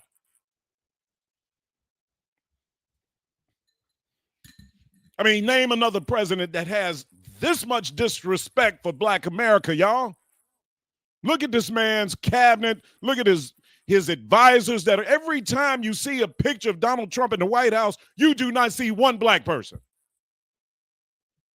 That's not by accident, y'all.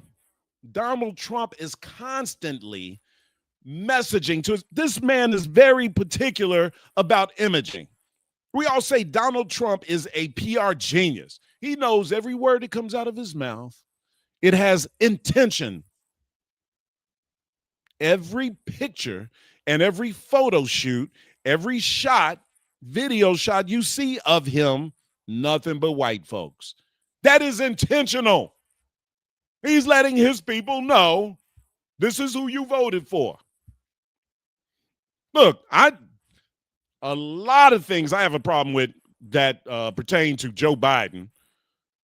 But look, when we applied pressure to him, Kamala Harris was his running mate. We got some color in there, didn't we? I got a lot of problems with Barack Obama's 8 years, but brother had black people all over the place, didn't he? You can say what you want to say about Bill Clinton. Clinton had black people around. All right? This dude here, come on, y'all. Help. When I say help me help you, I shouldn't even have to say that when it comes to Donald Trump. And at the same time, I'm cool with the fact that's who Donald Trump is. Let me know who you are. What Donald Trump has basically said to us, here I am, and I'm willing to take the backlash, the heat. I know it's coming. I know black people aren't going to like me, and I don't care. This is who I am going to put possibly the most unpopular or popular, depending on your politics, racist in America is my senior advisor, Stephen Miller. Do your homework on Stephen Miller. People have been talking about Stephen Miller for decades, damn near, at this point, about his racist rants on college campuses when he was a young person. And now that's the senior advisor. Donald Trump he's ready for the blowback. He's ready for it. He doesn't care because he's super serving his people. Guess who his people are? White people with money. And he's in the heads of white people without money to make them feel like I'm about you as well. Some of that is turning. Some of these white people are realizing that my life hasn't gotten better. Gas prices are going up, grocery prices. I'm still struggling with healthcare costs and paying for babysitters and a daycare. See, a lot of these poor white people that thought this was their man are starting to realize this man has enriched his family and I'm still broke. So some of that is coming, some of that shine is coming off of his white ass, right? And that's why this midterm election is going to be interesting to see how many, because here's Trump's big test without Charlie Kirk. See, Charlie Kirk was able to go around campus and get all these young white people to believe in Donald Trump. But see, Charlie was starting to even doubt that messaging. Charlie had his questions about that messaging. Charlie Kirk gone. How's Donald Trump going to do in this election here? So their new strategy is to make you scared of socialists. Oh, look who's running the Democratic Party now. They want to defund the police. I haven't heard one Democratic Socialist of America talk about defunding the police. But they're about to make you think that. They want to get rid of prisons. See, that's the new strategy. They're not talking about Donald Trump this election cycle because they know they have nothing to stand on. This man has been miserable, terrible for poor white people in this country. Terrible. Look at the economy. What about the economy? Look at, hey, we're going to go in and wipe out Iran. Iran's playing with our military. They just sent home four of our people in boxes. 18-year-old, 19-year-old rather, just graduated from high school. What the hell is a 19-year-old who just graduated from high school? What the hell is she doing in harm's way? What kind of leadership is that? Help me help. Yeah, I'm talking about Donald Trump every freaking day. I'm going to talk about him. You should be too. He's president. Hey, you know what?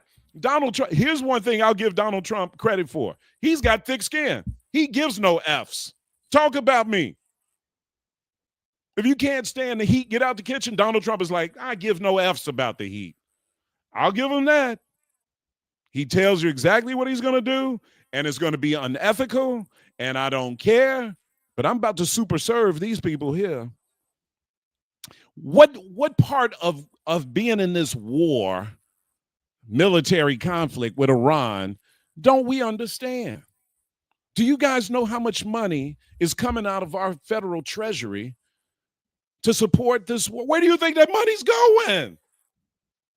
Where do you think $1 billion+ a day for this skirmish that we have going on in the Middle East? Where do you think that money is going? Defense contractors, people that have stocks that own these companies, shareholders, the billionaire class, the big donors to Trump's campaign. You know how much money Mr. Doge, man, Elon Musk made off of our government? Of course he did. That man gave Trump $500 million and in return got about $5 billion, if not more. I'm just guessing $5 billion. And we think this is about Iran having a nuclear weapon? Are you kidding me? Okay, come on, I wish I didn't have to go. I could talk. Without phone calls, I can talk about Trump for 3 hours, and talk about America, and talk about Black America as well. And we do have a behavior problem. And you know what that behavior problem is doing to us right now? It's not making us realize how important this election is. And that's what they want you to do. They want Black people to think, oh man, electoral politics don't work. If it didn't work, why are they trying to take away your right to vote? Why are they trying to make it harder for you to vote if voting doesn't matter? They want the couch to continue to win. Yes. They want you to think that it doesn't matter. But they want you to drag your Black politicians. They ain't doing nothing for you. Why are you voting? Why are you voting? They ain't doing nothing for you. They want you to hate your Black politicians. Yet they're making sure it's easier for their people to vote and harder for you. Help me help you. Man, I don't have all the answers. I'm just here to shake it up, y'all. I'm just here to rock the boat. As Vernon Johns would say, I am a boat rocker, and you should be too. You should be too. We shouldn't see a boat out here that ain't being rocked by Black people. All right. When we return, and I'm sorry about going off, guys, Selena King's going to join us from the Southside Health Community Organization, and she's going to tell us why when we return. You're listening to The Matt McGill Show. Hey, baby! I'm your Magnolia Blues man, Sir Henry Cheatham, inviting you to join us Mr. Big Stuff, tell me. on WVON 1690 for some real American music and culture. Here on Classic Blues and R&B. Check us out Saturday, 11 p.m. until 2 a.m. on WVON and Classic Blues and R&B. Tuned in to your favorite WVON personalities on Facebook Live? Don't just watch, like it, love it, share it. Every click helps us grow the conversation and keep the community strong. So remember, like it, love it, share it, Chicago. Wait, Tony Snow, you have a TV repair man? Weekend, each and every Friday night. I know people just throw their TVs away these days. They're so cheap. Week to your weekend. Church. The TV don't work. You just buy another one for $300, right? On the Talk of Chicago, 1690 AM, WVON.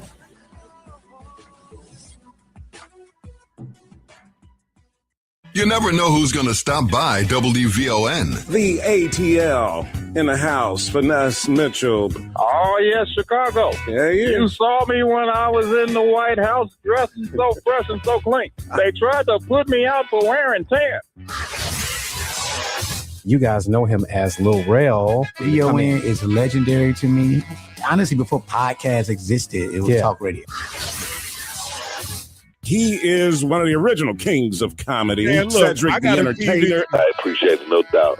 The screen broke on it, man, and I'm Davidson. still holding on to it. Thinking like the screen I am fixed. great. Everybody We are tells the me- Talk of Chicago, 1690 WVON. Everybody tell me, just throw the TV away, Matt. I got it sitting Hi, here I'm with a cracked Travis Smiley, screen. inviting you to join me weekdays from 6 p.m. to 9 p.m. right here on WVON. I am bringing you a national perspective on all the happenings in the Black community and, of course, politics. It's talk radio for us, by us, and this is where America listens. It's Tavis Smiley, weekdays from 6 to 9 p.m. on the Talk of Chicago, 1690 WVON. Now back to Matt McGill on the Talk of Chicago, 1690 WVON.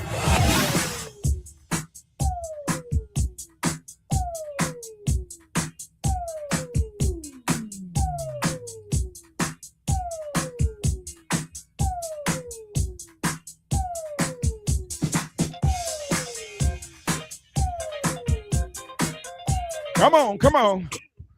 Oh man, I remember being in high school dancing to this. We were doing that dance, the rock. Y'all remember the rock? You did like, oh what? Wait a minute, I'm getting my dances confused. Y'all gotta watch me on Facebook Live. What dance was this?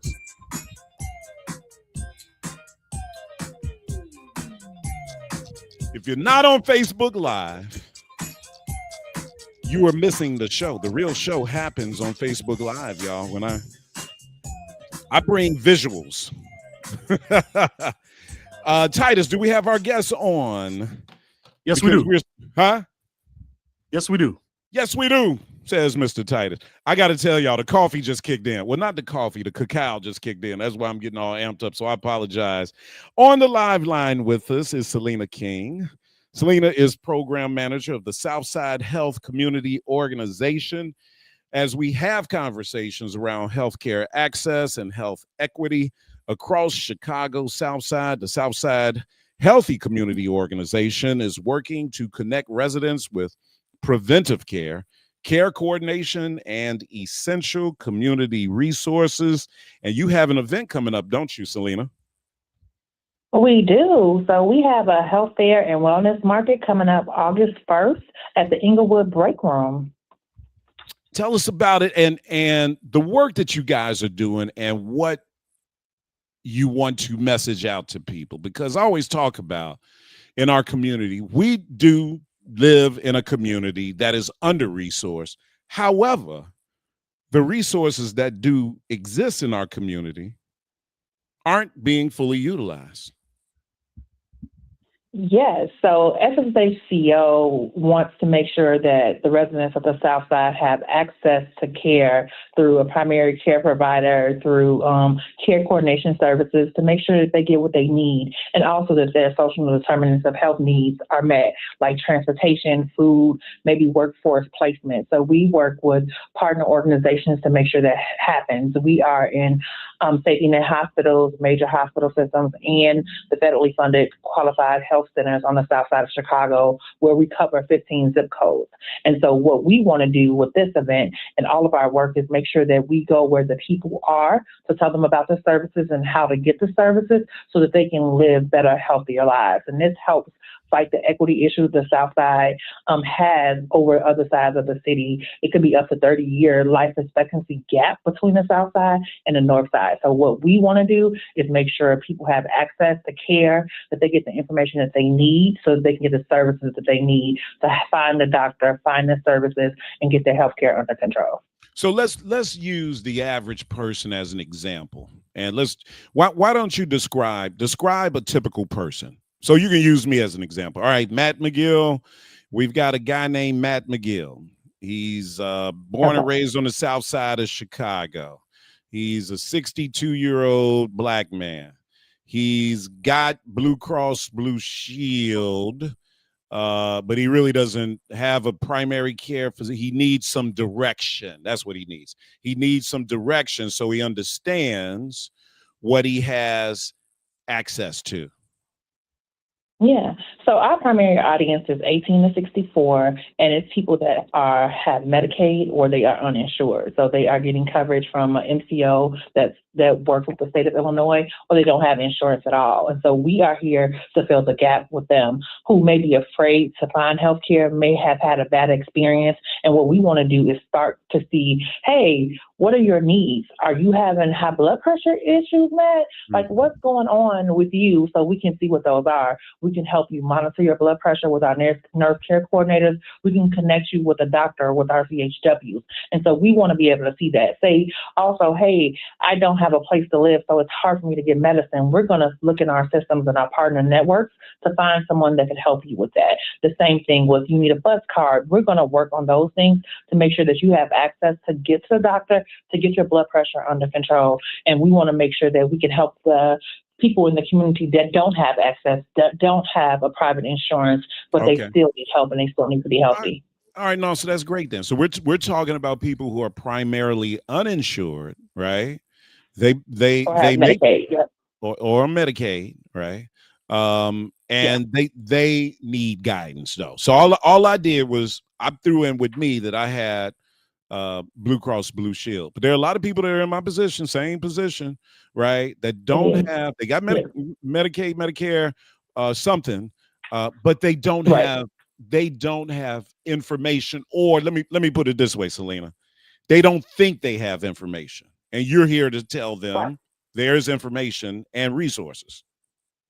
Yep, we're here to guide them through that process. And so having this event is bringing this to the community. So we're going to go to the Inglewood Break Room, which is an outdoor facility by 63rd and Justine, and have an event there with 19 vendors. And we're going to tell them the different services that we provide, but also the different organizations that are there with us. Like UIC will be there, Friend Health will be there, University of Chicago will be there, and some of the MCOs like Meridian and County Care will be there as well. And then we're going to also have community organizations like Teamwork Inglewood that can talk about their services as well. And then we're going to have a wellness market where we're going to have vendors in the community that's going to be there. We're going to have activities for the kids. We're going to have physical activity sessions where people can get active.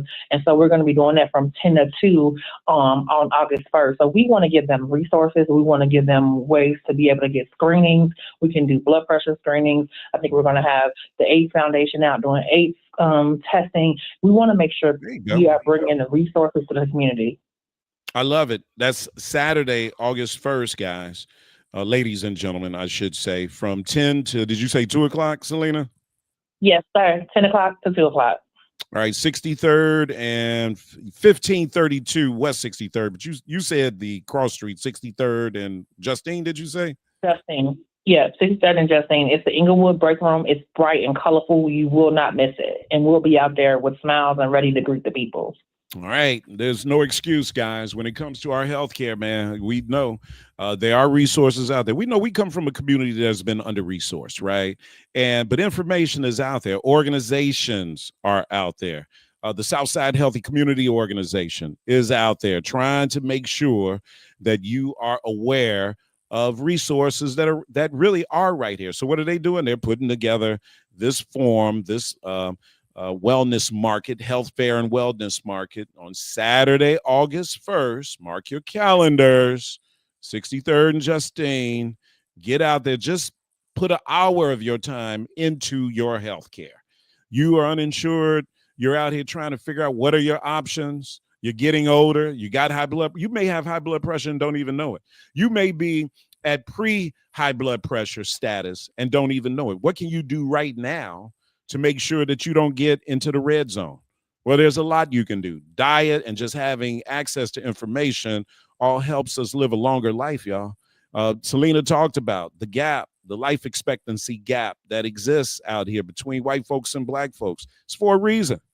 It's for a reason, guys. They've got more access, but also they're probably taking advantage of the resources they have. What we have to do is take advantage. When you have organizations like Southside Healthy Community Organization that are coming to you and saying, hey, look, we're putting this fair together for you, we've got to do our part, man. If they've taken 2 steps towards us, we have to take at least 1 toward them. Take an hour out of your day on Saturday, August 1st. Get out there and find out how you can improve the quality of your life.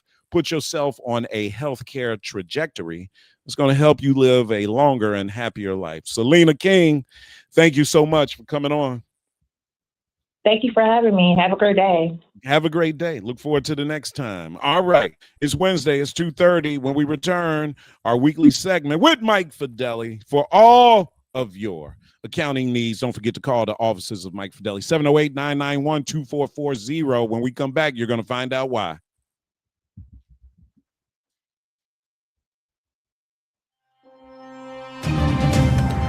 Hope you're having a wonderful day, Chicago. I'm Logan Page, and here it's happening in your local and national news. At least 6 Save-A-Lot grocery stores in Chicago may close permanently as early as Saturday. The grocery chain contacted city officials stating that it expects to terminate its license agreement with its parent company, Yellow Banana, at the end of the month. City leaders cite the possible closure to SNAP benefit reductions and the recent death of Yellow Banana CEO Joe Canfield. Local officials say their priority is to keep the stores operating under their current operator or a new one. In other news, former Bulls star Derrick Rose is among 3 athletes that will be featured on the cover of NBA 2K 2027. The other two players are Caitlin Clark and Victor Wembanyama. Rose's image will grace the Ultra Edition of the video game. Wembanyama will be on the cover of the Standard Edition, and Clark will be on the Deluxe Edition. All three were Rookie of the Year winners. Rose won the NBA MVP award in 2011. The Standard Edition of NBA 2K27 will launch on September 4th. In other news, the Equal Employment Opportunity Commission, also known as the EEOC, has voted to end a 60-year-old rule requiring companies with 100 or more employees to report workplace demographics, including employees' sex, race, and ethnicity. The reporting requirement was established under the Civil Rights Act of 1964 to help combat workplace discrimination. The EEOC says the rule conflicts with a Supreme Court decision from last year that made it easier for workers from majority groups to sue for discrimination. The proposed rule change will be open for a 30-day public comment period, and the EEOC will hold a public hearing next month.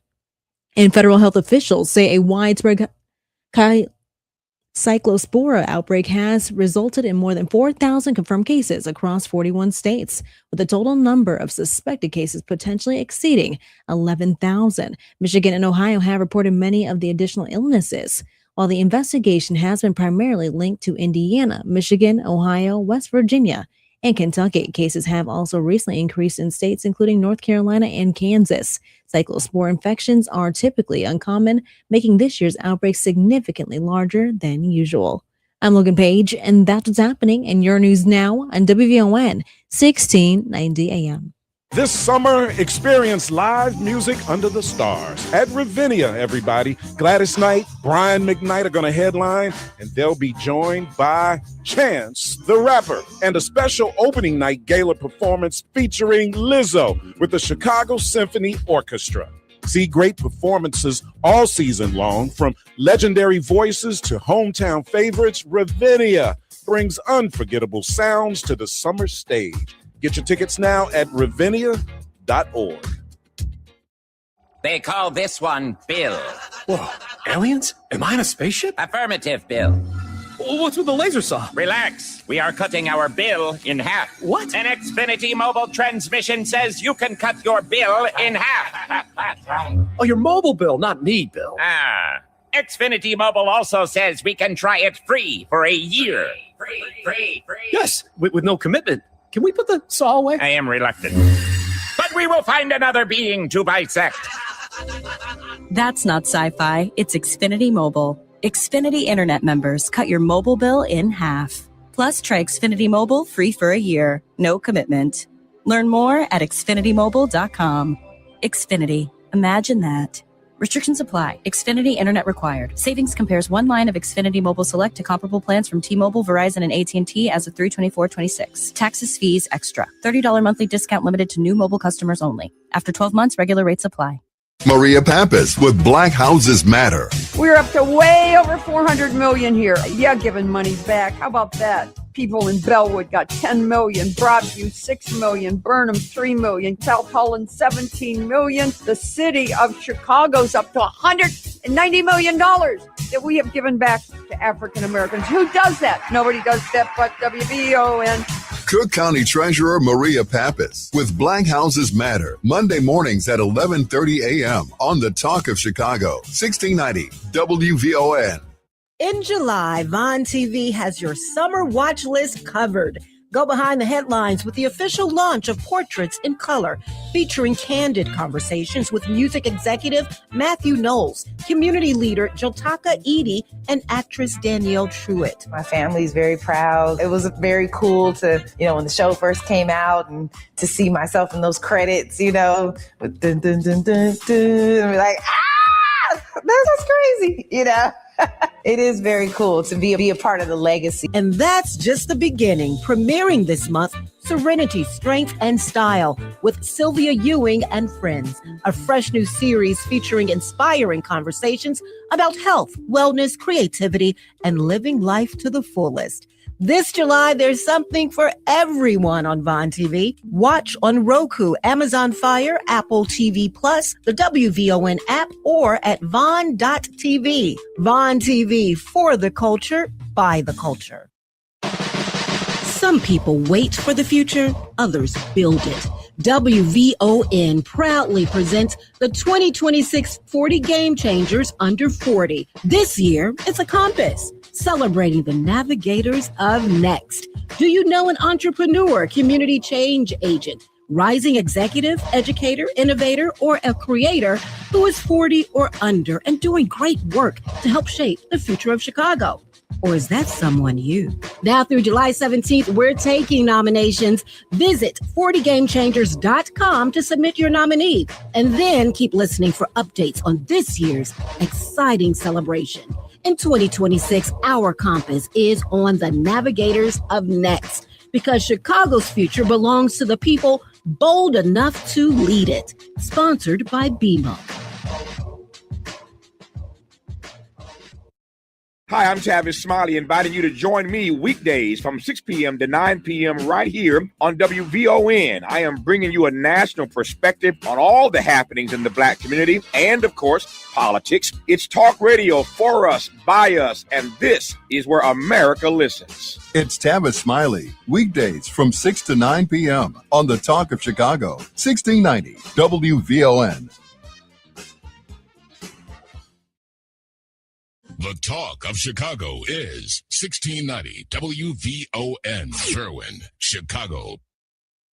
The following is a pre-recorded broadcast. No phone calls will be taken at this time. The following is paid programming. The views are not necessarily those of this station. It's time for the 2:30 Focus with Mike Fideli, powered by Fideli and Associates.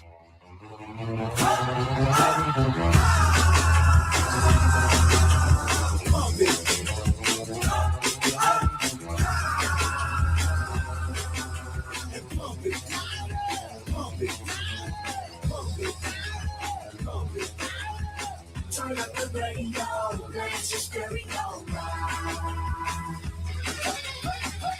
Don't hate on us, be envious. I know why they hate on us. All right, we're back. Time for our weekly segment with our friend Mike Fideli, Fideli and Associates, guys, for all your accounting needs. Call the offices of Fideli and Associates at 708-991-2440. Mike Fideli is the top accountant in the Chicagoland area, so says me. So that makes it true. It's a fact. If I say it, it's a fact. You better believe that. But you may be thinking about starting a business. I know this is kind of like the off season in terms of taxes, but you still need to be thinking about your taxes and what your tax situation looks like while you are living through the moment of earning your income. Is there anything you can be doing differently these days right now to reduce your tax bill? Maybe, maybe not. That's why this segment is here for you. Or if you're a business owner, you're thinking about starting your business and how you want to start your business, Mike Fideli is here to answer questions like that as well. All of that is why we do this segment for you every Wednesday, to help answer some of those questions and to cultivate a relationship with an accountant that can help you sleep better at night. With that, let me introduce our brother, the one and only Mike Fideli. What's up, Michael? Happy Wednesday to you, brother. Matt? How you doing, buddy? Hey, man, I expect you to be in a swim pool somewhere, man, and floating around on one of those little floating things.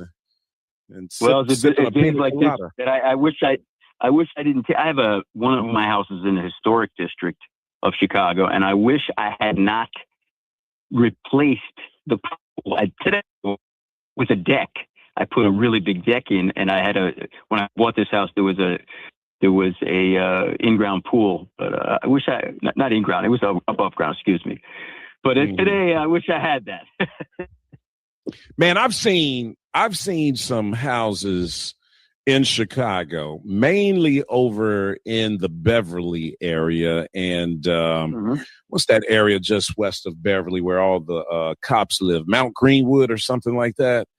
Man, I've seen some houses over there, brother, where you go into their backyard and they've got a pool in there, and you think it's an in-ground pool. It's not, but you would be like, damn, how did they do that? You know, they built a little deck and built the pool in there and everything.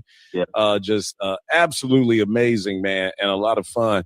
But for this time of year, this is when you need it, brother. You sit out there, get in that pool, let that sun hit you and give you some sunshine, some vitamin D.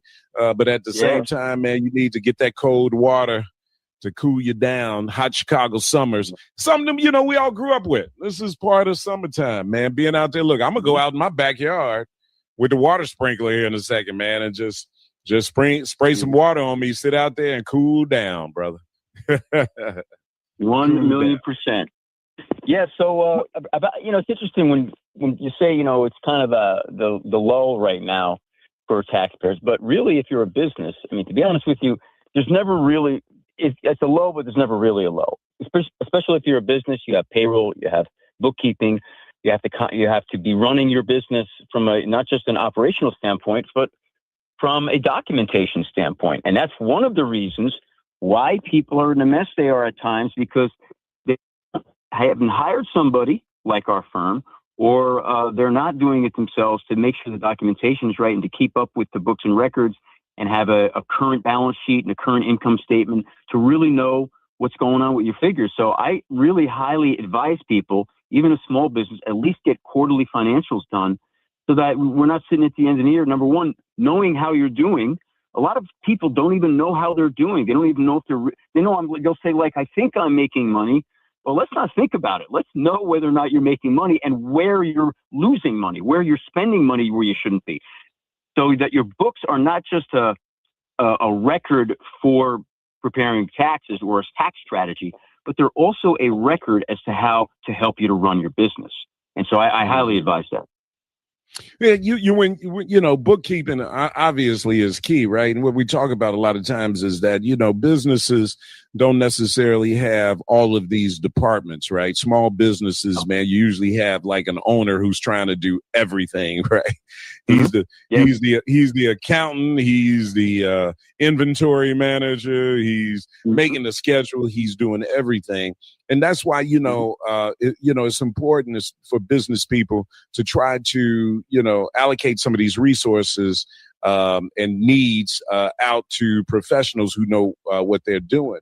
And, you know, of course, you can't have a full-time accounting staff, you know, if you got a small business. So that's why you outsource that and get that work done so that you make sure that you're getting all the tax benefits of operating a business.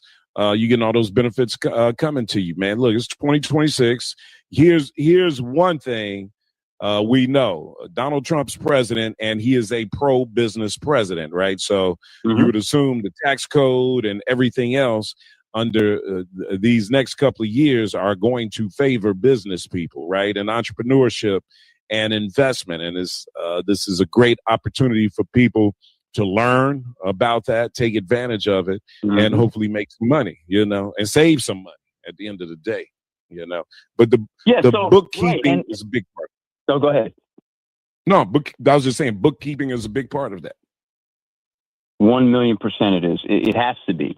Another thing that people should look at is so many people are owing money, and I highly recommend you looking and see if you qualify for an offer in compromise. At my firm, we are experts in this. I know there's a lot of firms that claim to be offering compromise experts, but you know they just can't get the job done. Sometimes it's very complex to try to qualify for an offer in compromise. You have to add your assets together with your income, and there's certain expenses that you're allowed to have, certain expenses you're not allowed to have, and if you don't qualify, we know how to get you set up to qualify.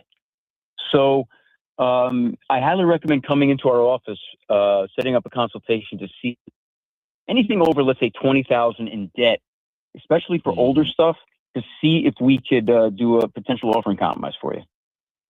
I highly recommend it. What we do is, we add reasonable collection potential, which means your assets and your liabilities together, and we try to show where you have expenses that will not allow you to pay the IRS. And you know, if you qualify, and I won't do it. I won't bill you. I don't want your money if you can't qualify. But we try to get you to qualify if you don't qualify. So I highly recommend looking at that. And other options, of course, a payment plan.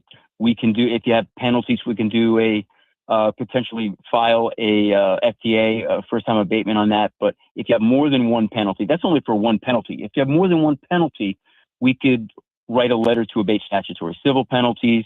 We were very successful this last year in writing those letters. One client in particular got him out of about $120,000 because he got a bank levy, and you only have 21 days when you get a bank levy to fix it, which we did.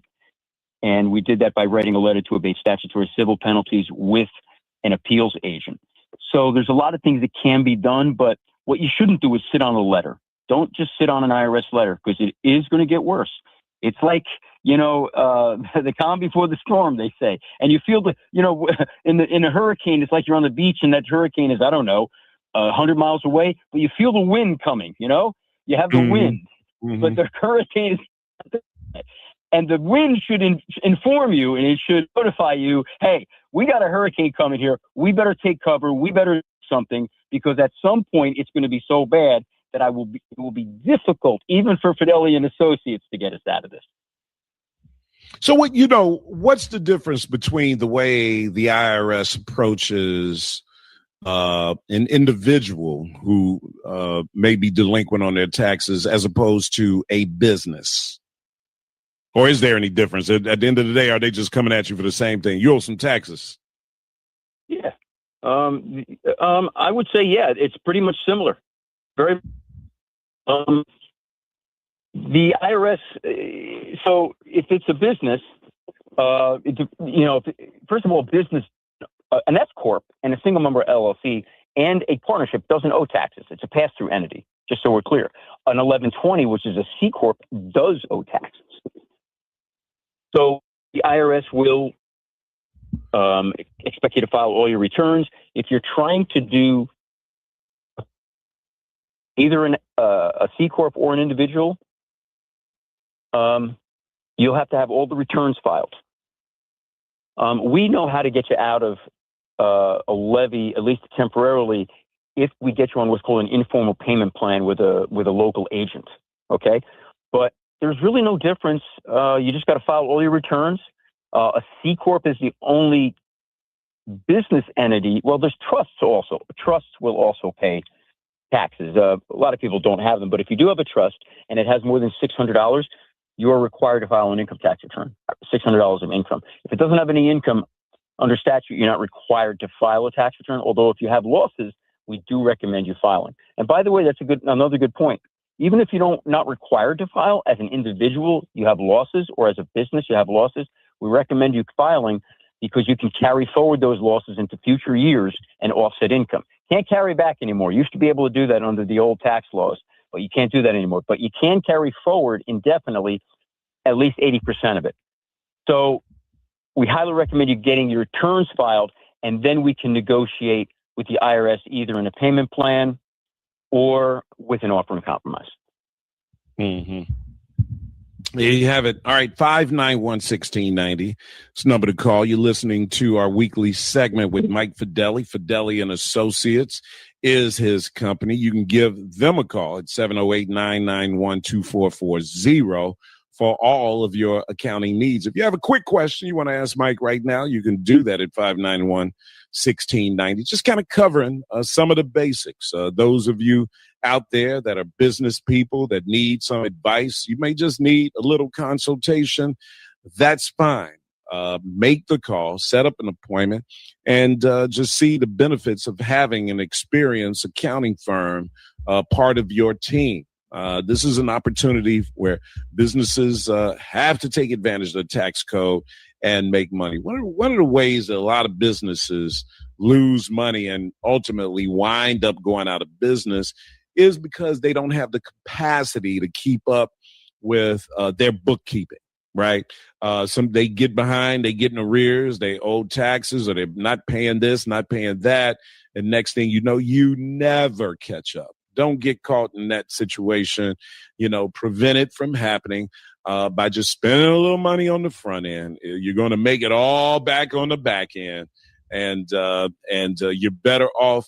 This is an investment. Your business is an investment, right? You got to spend the money to make some money, invest in your business to make sure that it's airtight, and protect your assets and protect all of your resources, including your employees that are dependent on you and dependent on your business and for an income. You can be smart and survive, or be a little careless and fail. And we prefer that you choose to be smart. It's the reason why we do these segments, because what we want to do is expose the business community and the average person out there to all the resources that are available and all the resources that other communities are taking advantage of. Mike, you were about to say? Yeah, no. One of the things people can really do as business owners right now is, under the new Tax Reform Act, under the big, beautiful bill, you can buy equipment now. Let's say you're a truck driver. We have a lot of truck drivers, but it could be equipment in any business where you can get a 100% write-off right now, okay? 100% write-off up to a couple of $1 million. So buy a truck. You could do it on, you buy the truck, you have a loan on it, right? So you're not buying it outright, but you get the deduction outright. So let's say you're buying a new truck for $150,000, a new tractor rather. You can write it off for $150 this year, $150,000 write-off against your income, but you bought it on a loan. Let's say you put, I don't know, $10,000 down. So you had to only dole out $10,000 in cash, but you got a $150,000 deduction against your income. And if you do that every year, you'll be, and you build let's say a fleet. We have clients that have 2, 3, 4, 5 tractors. You'll just be beating Uncle Sam at their own game, because you'll be getting the deduction the year that you buy it, but you won't have to pay for the whole thing until, X number of years down the road, anywhere from a 3 to a 5 to a 7 year payment plan. So I highly recommend that. And also, if it's a capital lease, you could do the same thing. Capital lease is where you have a bargain purchase option at the end of it, and you take, or the lease has a ownership provision in there, and we can take a lease, even treat it as though you bought it, and have the same deduction. So I highly recommend business owners taking advantage of that tax law. You don't have to come up with the 150. You just have to come up with the 10 and, have decent credit. Yes, that again, that's why we do this segment, man, to make sure that people are taking advantage of the tax law, guys. I mean, I don't want to beat you over the head about this, but being smart is key when you are running a business, guys. Mike Fideli is one of the top accountants in the Chicagoland area. His experience over the years in doing this and working with companies that have received letters from the IRS, working with individuals who have received letters from the IRS. He's built a reputation with local IRS agents who know when he has a client that he's going to dot the I's, cross the T's, and close that folder for them, work that they want off of their desk, right? But even if you're not in crisis mode, if you haven't received a letter, how do you make sure that you don't receive a letter? Well, it's by not kicking the can down the road. You don't want to do that, ladies and gentlemen. What you want to do is make sure that your business is airtight and that you have the kind of professionals behind you that make sure that your business is being respected and that is operating in the strongest fashion that it can. 591-1690 is the number to call if you have a question for our brother, and for you, personal income tax. Mike, for people out there that are not business owners, but that are just everyday working people that need to take advantage of this tax code, what should they be thinking about these days? Think about turning a hobby into some small losses, like a flower garden or train collecting or art collecting. All kinds of hobbies can be turned into a business, and you will get, some form of deduction on your tax return.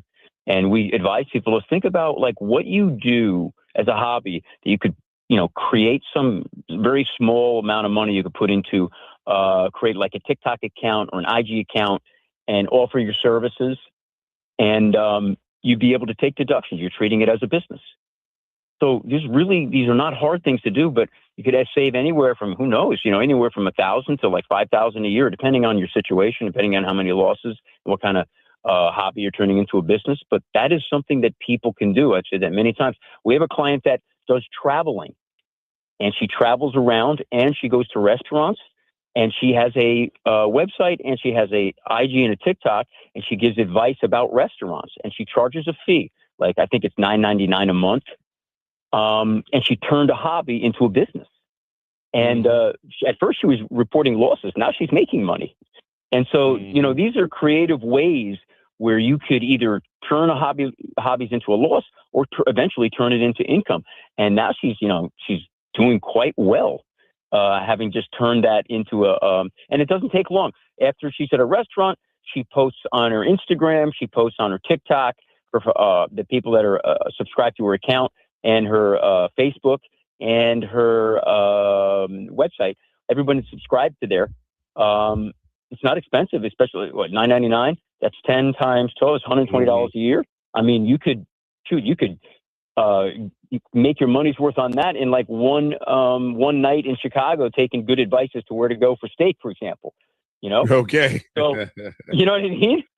So I just recommend. But it is work though, because one thing I will say this, right? It is work. I don't want people to think that when you see, because there are a lot of people that are doing that, right? I mean, on my social media feed, man, I'm getting people that are out and about in Chicago covering restaurants, man, left and right. So there are a lot of people doing it, and it is work, man. You got to shoot video, you got to put the time in, you got to edit the video. You know, it's a real business. It's not just like, hey, I'm gonna go out to eat and just take my iPhone with me and shoot some video. That's part of it. But you got to upload content. In order to make money, you've got to upload a lot of content, and you've got to, and you're spending your money on the front end. There's no question about it. It's not like you on these restaurants and they're giving you free food. No, you're paying for the food, and hopefully you get compensated, through whatever you're charging for this. But like I tell my kids, nothing is easy. Hey, you got to do. No, it's not. You got to do the work. Let me throw this in. So now I've got 58,000 followers on my IG, and I had 0 almost a year ago. I now have people sending me products, just asking free. I had a guy, the golf outing we went to, somebody saw me on that. I posted the videos. I posted on my IG. I had a company send me free golf clubs. Not that I need free golf clubs, but now they want me to do advertising for like $500 to $1,000. I have my social media guy setting this stuff up. This has just recently happened. So it all depends. I'm not really was that the young guy that I met? What? Was that the young guy that I met? Yeah, that young guy. So he's setting it all up, and now I have an opportunity. It's not taking me much time. I go to one of my houses here in my office, and they literally just want me to say, hey, man, just give me a 30-second video. Said I'm Mike Fideli. I just want to know a client sent me this product. You check it out. This is his DM. This is his IG handle, and that's all they want me to do. And now they're willing to pay me like anywhere from $250 to $1,000. It's crazy. So it is work. It's work on the front end, like you say. But I'm now experiencing a little bit of gravy, as I would call it, just a little bit of gravy, and it depends on how far I want to go. And then also I can make now money on IG, just with the followers and with the what amount of content I'm doing. But you are right, Matt. There's depending on what you're going to do, there is a fair amount of work up front. But I would say this in general to business owners: you should get on social media. I know people that are my generation. I'm over 60. I'm a baby boomer. If you're going to grow your business, I highly recommend getting on social media and getting some kind of social media, even part-time social media manager like I got, and somebody that's competent, and they will really get you out there and get you advertised. Yeah.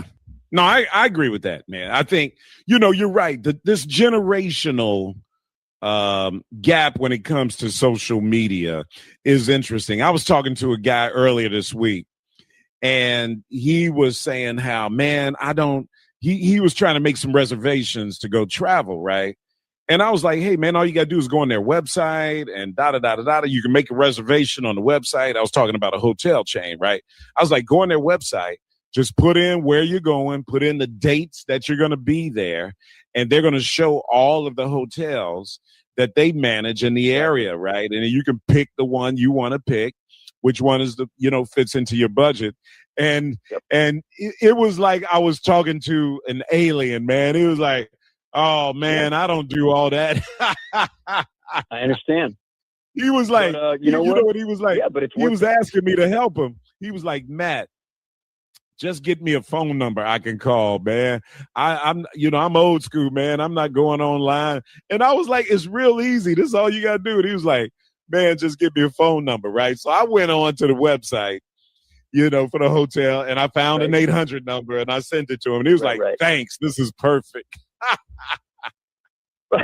Bro, it's not that hard. It's not, when I first started it, it was a little daunting to me because, I'm like from that generation, right? I'm not used to it either. But now it's easy breezy. I got my my tripod I got like 5 tripods everywhere I go. I got in my house, in my office. It's not, and boom, post in 30 seconds. Don't make it long. 20, 30 seconds. That's it. Make it short and sweet. And I'm telling you, it is so important to grow. I don't care what business you're in. I highly recommend it. All right, Mike Fideli, as always, brother, give him a call for all of your accounting needs in the Chicagoland area and beyond. 708-991-2440. That's 708-991-2440. Make Fideli and Associates a member of your team, and you'll sleep easy at night, not worrying about your taxes and all, especially if you got a letter already from the IRS. Don't fool around. 708-991-2440. As always, Mike Fideli, enjoy your Wednesday, my brother, and we're back at it next Wednesday. As always, good talking to you, Michael. You too, my brother. Take care. All right. That's all I got for you. Everybody on Facebook Live, share the video with everybody so people all around the world can know that Black people are talking right here on WVON 1690 AM. Hey, don't go anywhere. LaDonna Ray is coming up next. It's WVON. Everybody. I've got news for you, Chicago. I'm Logan Page, and here are your news.